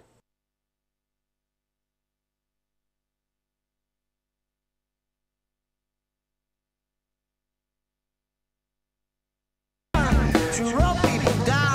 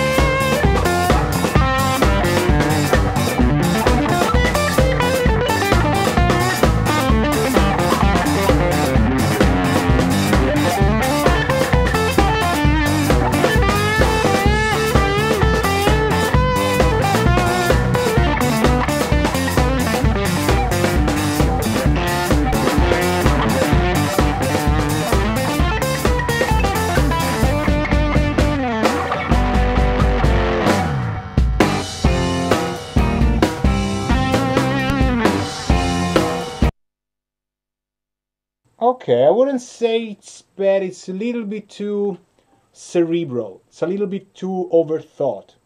I like the Fazzo better. We only had to go boop, done. It's usually very nice when it happens, rather than all little details and stuff.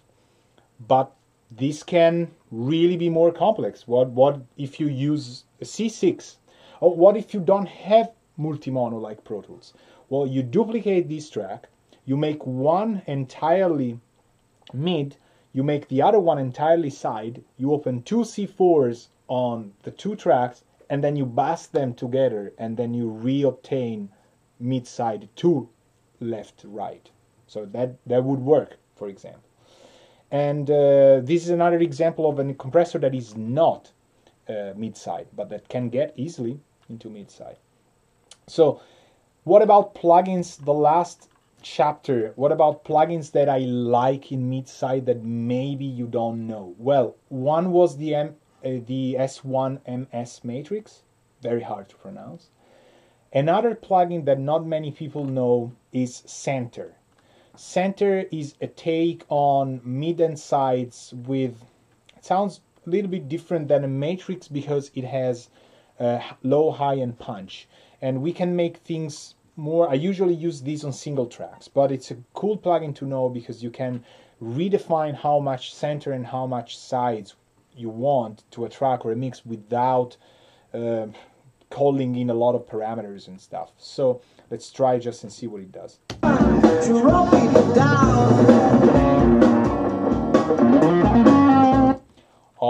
Obviously it just makes things either too stereo or too center, but it's worth listening to. To rub people down.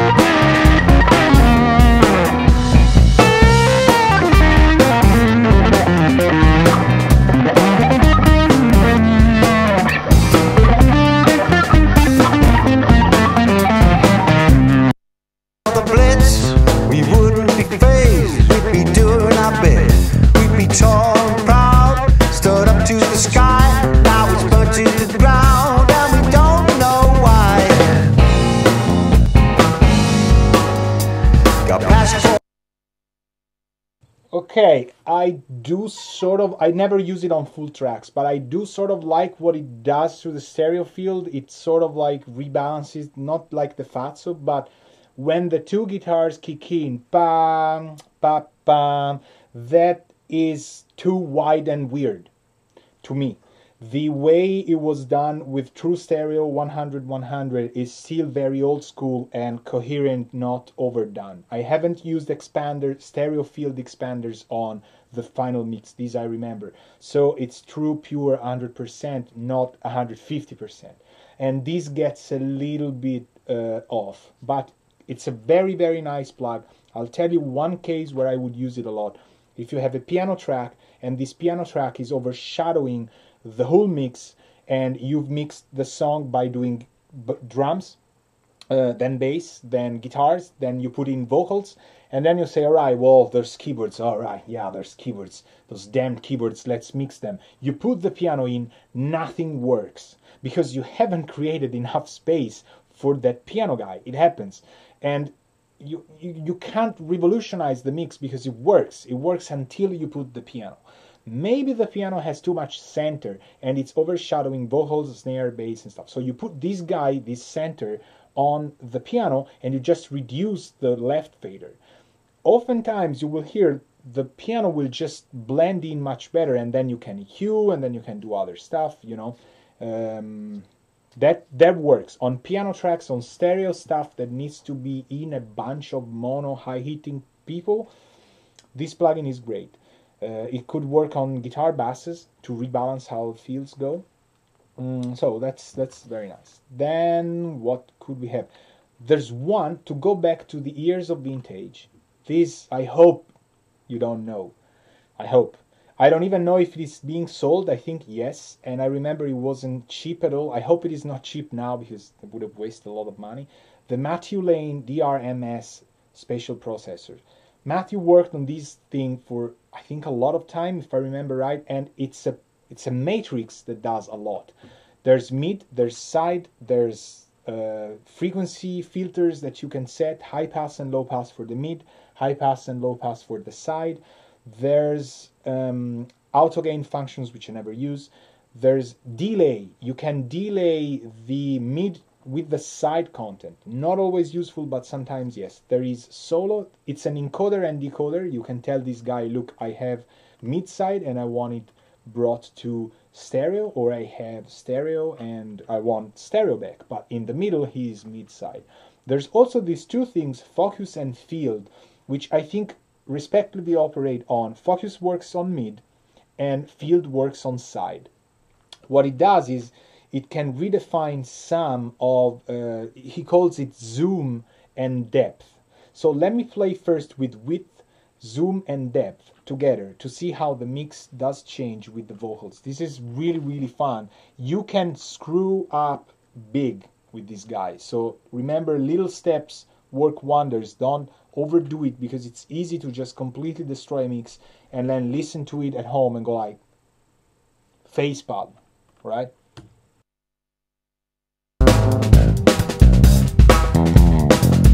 Have my shopping raised and walls of the blitz.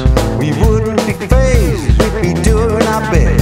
We'd be tall and proud, stood up to the sky. Now it's burnt to the ground and we don't know why. Got passion for property, roll up, roll up. Got my brick wallet ready.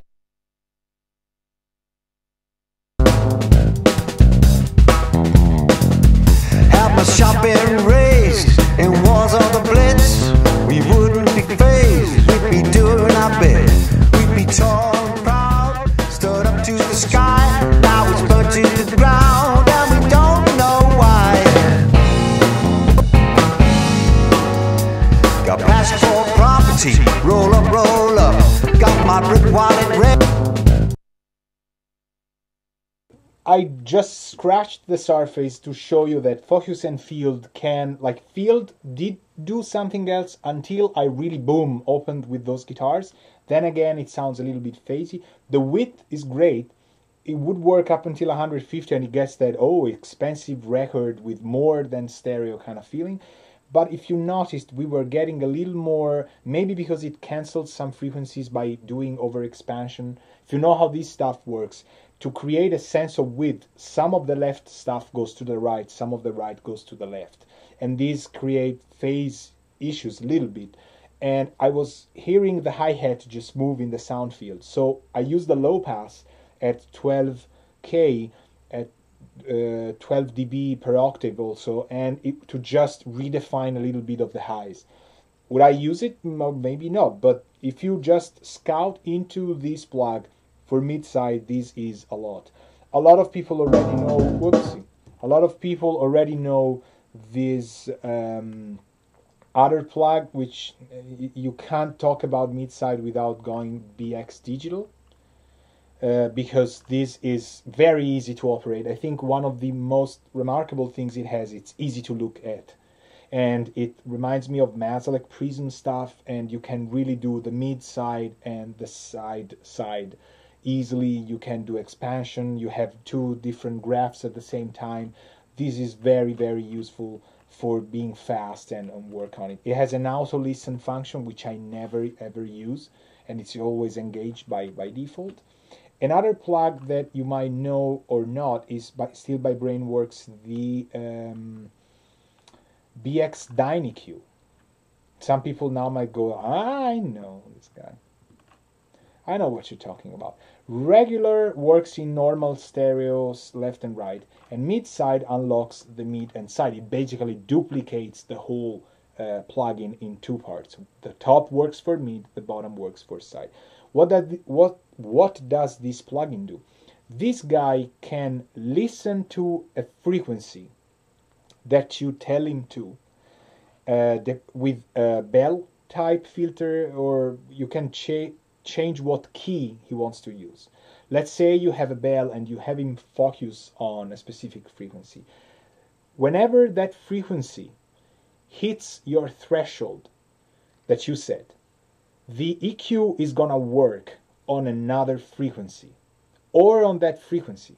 So if you have him work at 300 hertz or 250 when a snare hits and it's very loud, you can tell him that every time the snare hits too much in 250 or something is too much on 250, something around 5K gets boosted. I think this is very useful on full mixes when, for example, you have, I think it happened with Gabriele's stuff, like the kick didn't have as much. Maybe Gabriele remembers, and I remember it wrong. It wasn't his song. I remember a master I've done with the kick that was darker than the reference, but I couldn't brighten the kick up because I only had the master. This thing made it work so that I could listen in the mid channel, so where the kick lives, without touching the side, putting the key on 60 hertz, and then telling the EQ you have to bump 4K or something, 8K or something, every time you hear the threshold being passed. So what happened is, whenever the kick would hit, a bump would happen. And we can try and do the same exact thing here on the mid channel. And this gave the impression, because you can set attack and release of the dynamic EQ, gave the impression of a brighter kick without making the track always constantly louder. Let's try this as a very last nugget, and then we say goodbye.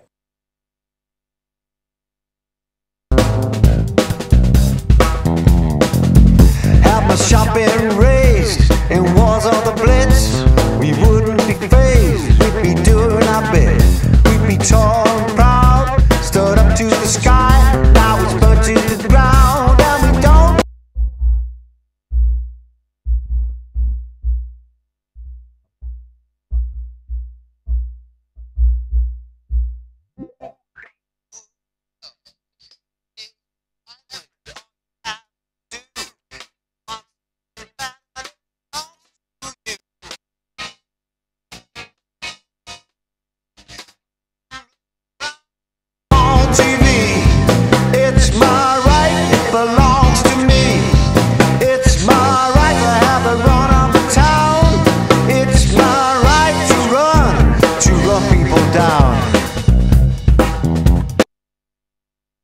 Okay, I have said it roughly, and I can tell this guy to boost, but of course I didn't mention it. I can tell this guy to cut, of course. So you see the blue line is where he has to listen to. The red line is what he's gonna do to the sound of that channel whenever the threshold is surpassed on the blue. It's a little bit complex. So he's listening to blue. Whenever the threshold gets surpassed, he will do something in the red. So whenever 71 hertz goes over the threshold, which might be either bass or kick, we are going to get a boost or a cut at 4,500. And if I switch cut to boost, you will hear the difference between the mix getting darker every time against the mix getting brighter every time there is a hit. If you tune attack and release accordingly, I've set it to 0.05 and the release to 50 milliseconds. But if you work with that a little bit and fine tune it, you can really get a different impression from the mid channel without affecting, in this case, the single kick. Let's try, now that I've explained it, I hope it will be easier. It's not the easiest of plugs, but it can be really useful.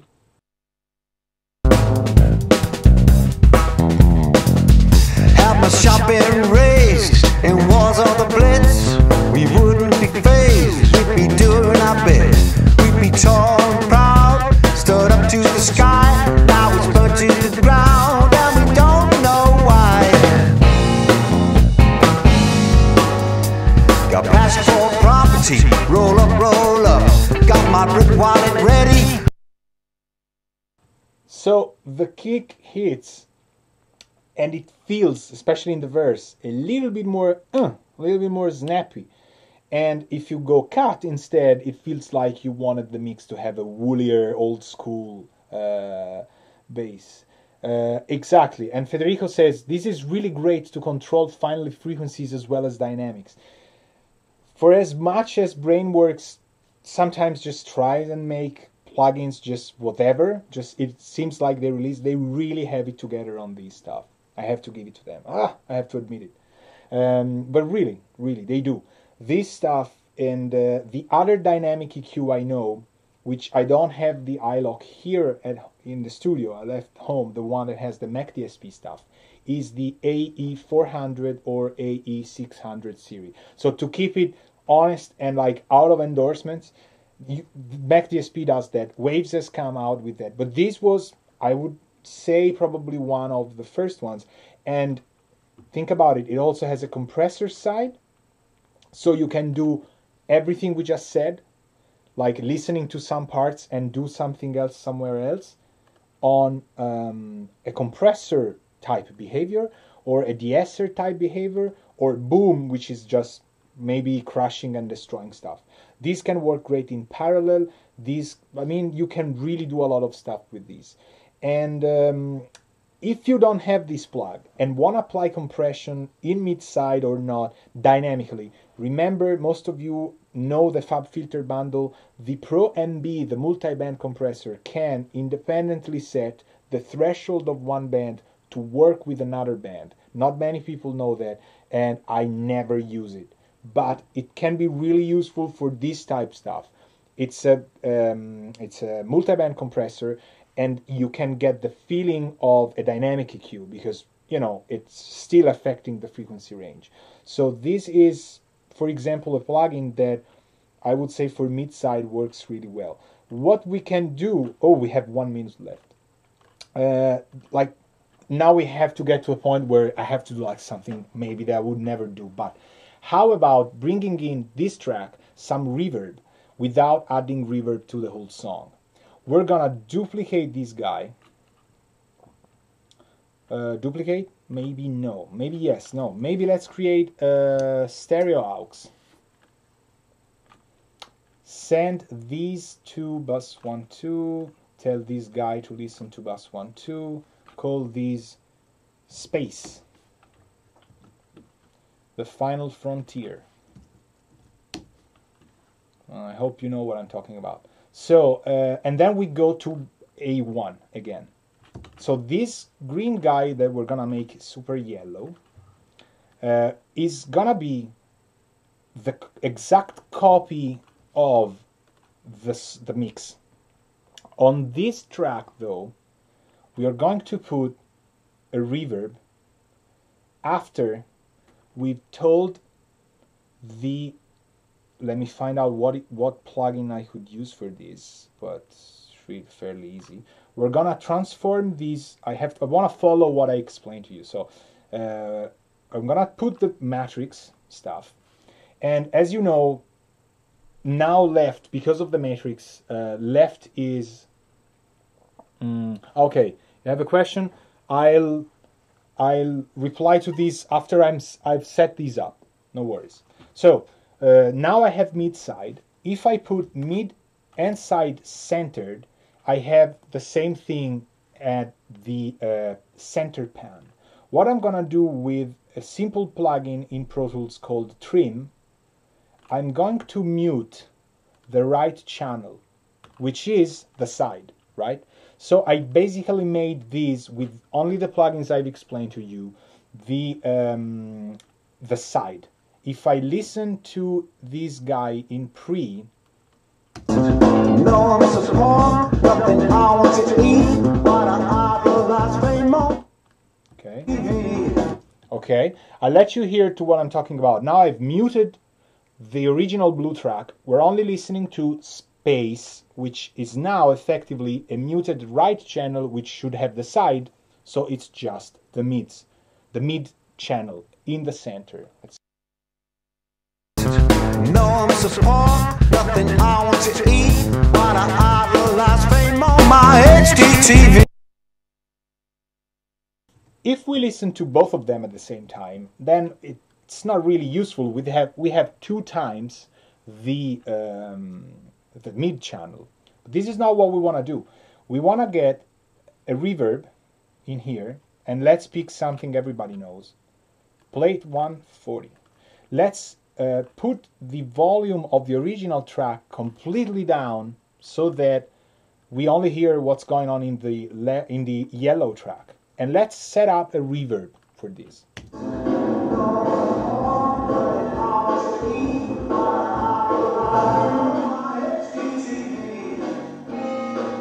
Okay, now I can.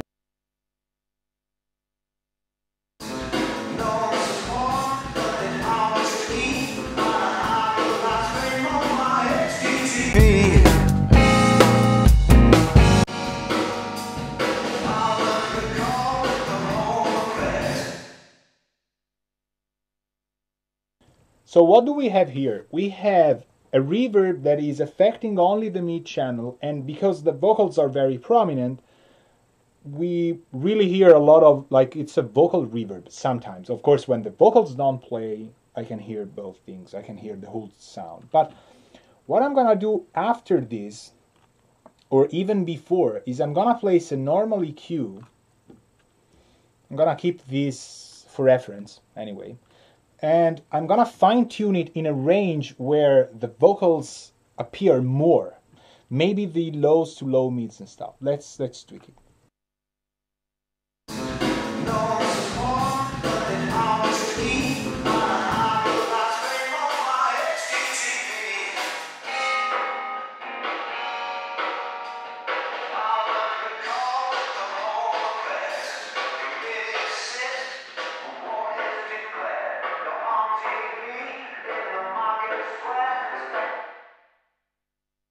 So, could work, could not work. Let's try and bring up this original blue track to the initial level, and let's bring the other guy, the yellow track, back in 0 volume. So we start from minus infinite, then we go up. And then, Matt, I'm going to answer to your question. Don't go anywhere. Here we go. No support, nothing I want to eat. But I idolize fame on my HDTV. Parliament recalled, come home fast. Committee sit, war is declared. You're on TV in the market square. Expect to knock at the door or it not to be there. My family's proud, I'm on TV. It's my right, it belongs to me. It's my right to have a run of the town. It's my right to run people down.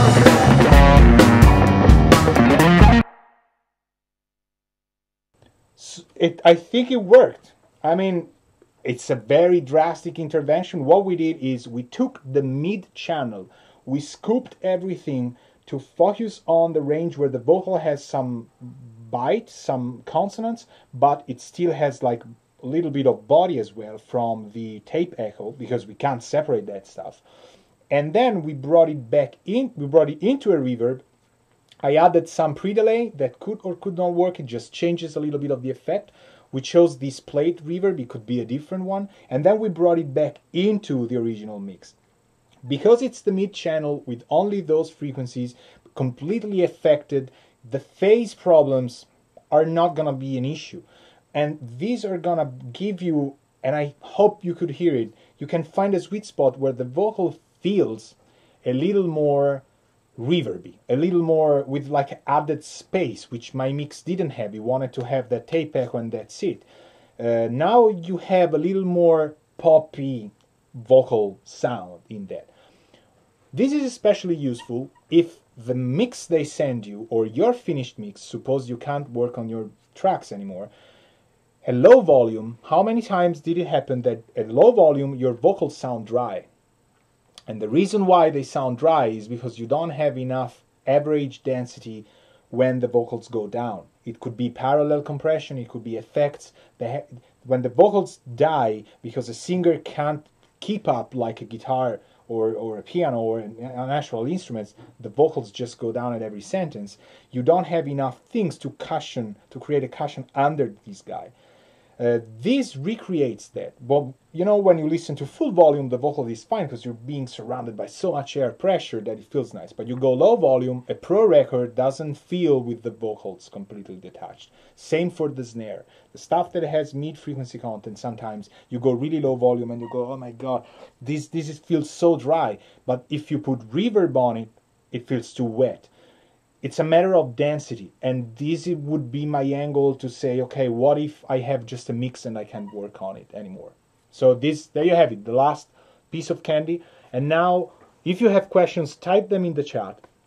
I'm gonna read from what Matt wrote, which you also can read. Hi Alberto, I'm Matt from Groove Eater Studio. Hello. I have a question. Let me put myself in like super big screen. Yes. We normally divide our snare clap in two different tracks, low layer and high layer.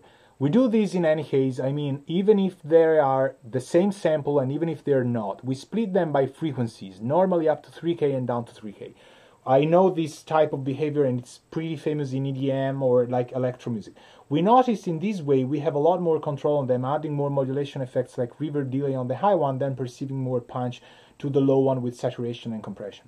We also pay attention on the image of both of an imager, adding tight, okay. Do you think it's useful to divide the low one on mid and the high one on side instead of only split stereo frequencies? If yes, suggestions to improve this process, much grazie. Prego. It could.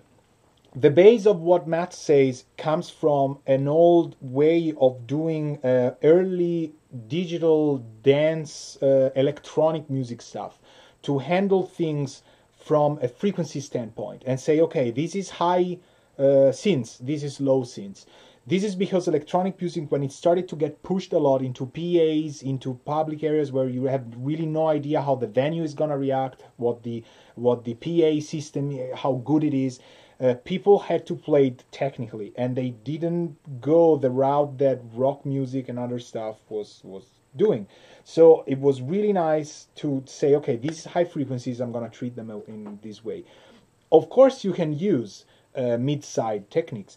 I would assume that the low parts can work a little bit better in the mid, and the high parts can work a little bit better in the sides. But your processing, I wouldn't change. I would not move the lows to the mid and the highs to the side, because I'm thinking you will get a weird phasey effect, or like it wouldn't sound right. You will lose the coherence of the clap because of the crossovers, because of a lot of stuff.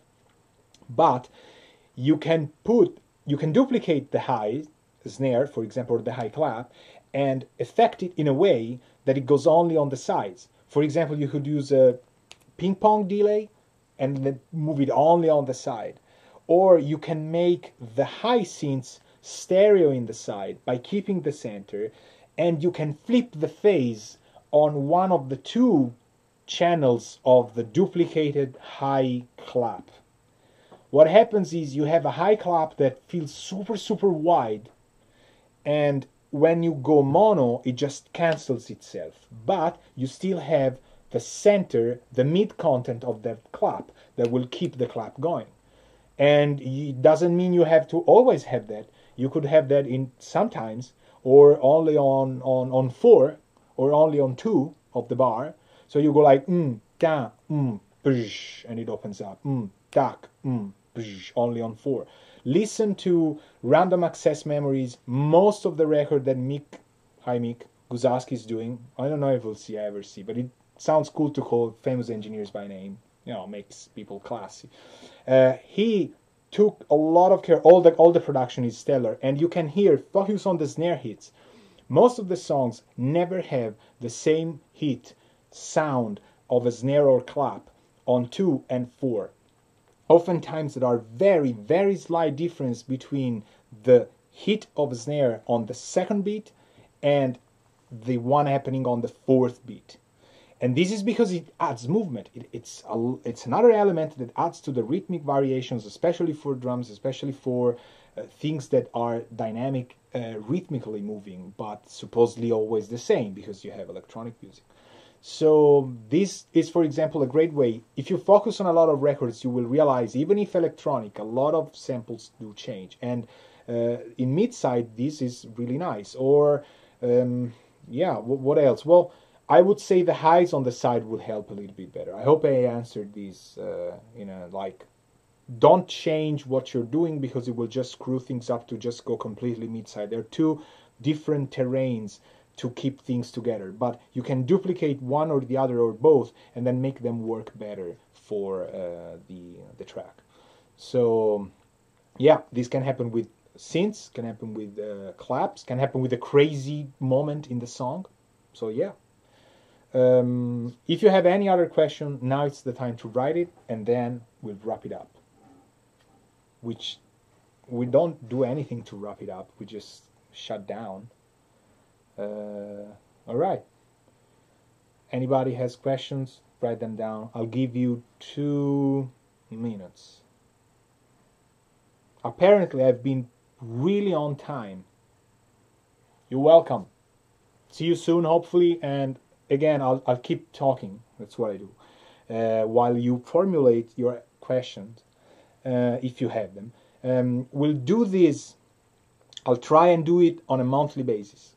And I am not sure this will ever get released to the public, but when it's cut, which we will cut it because YouTube records this stuff, you will be able to hear it, to watch it. I will send you the link for the video. And anyone with that link can watch the video.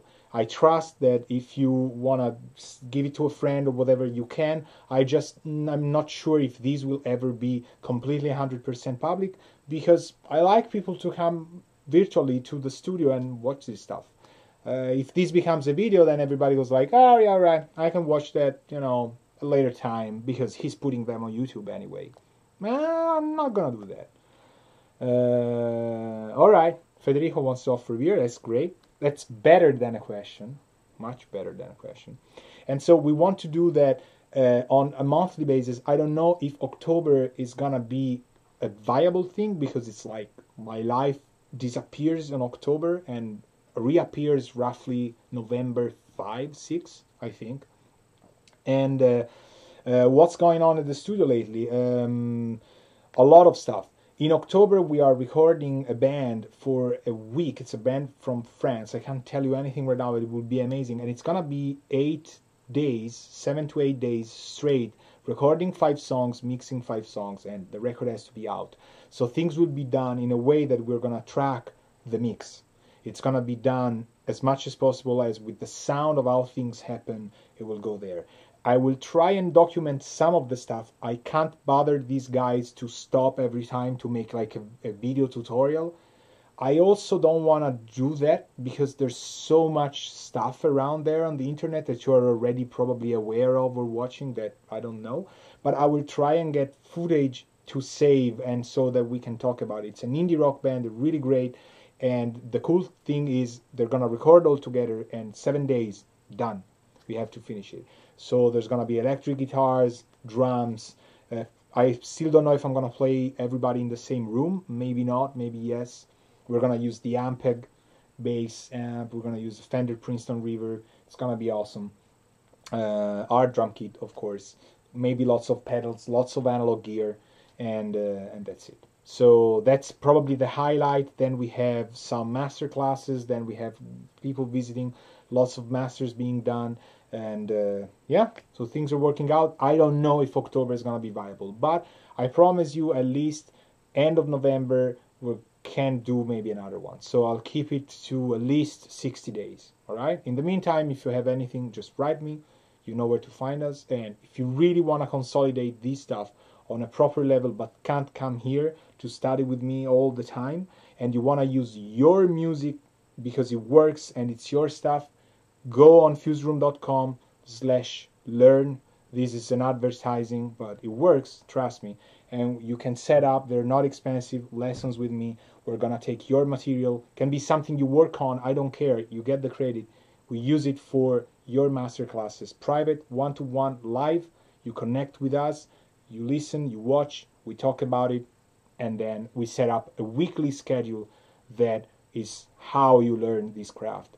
No video, not even this. This is very interesting, but it can't immediately make you instantly successful. There's no way. I mean, but I hope that this stuff creates an environment of curiosity and stimulates you to say, oh, that I didn't know.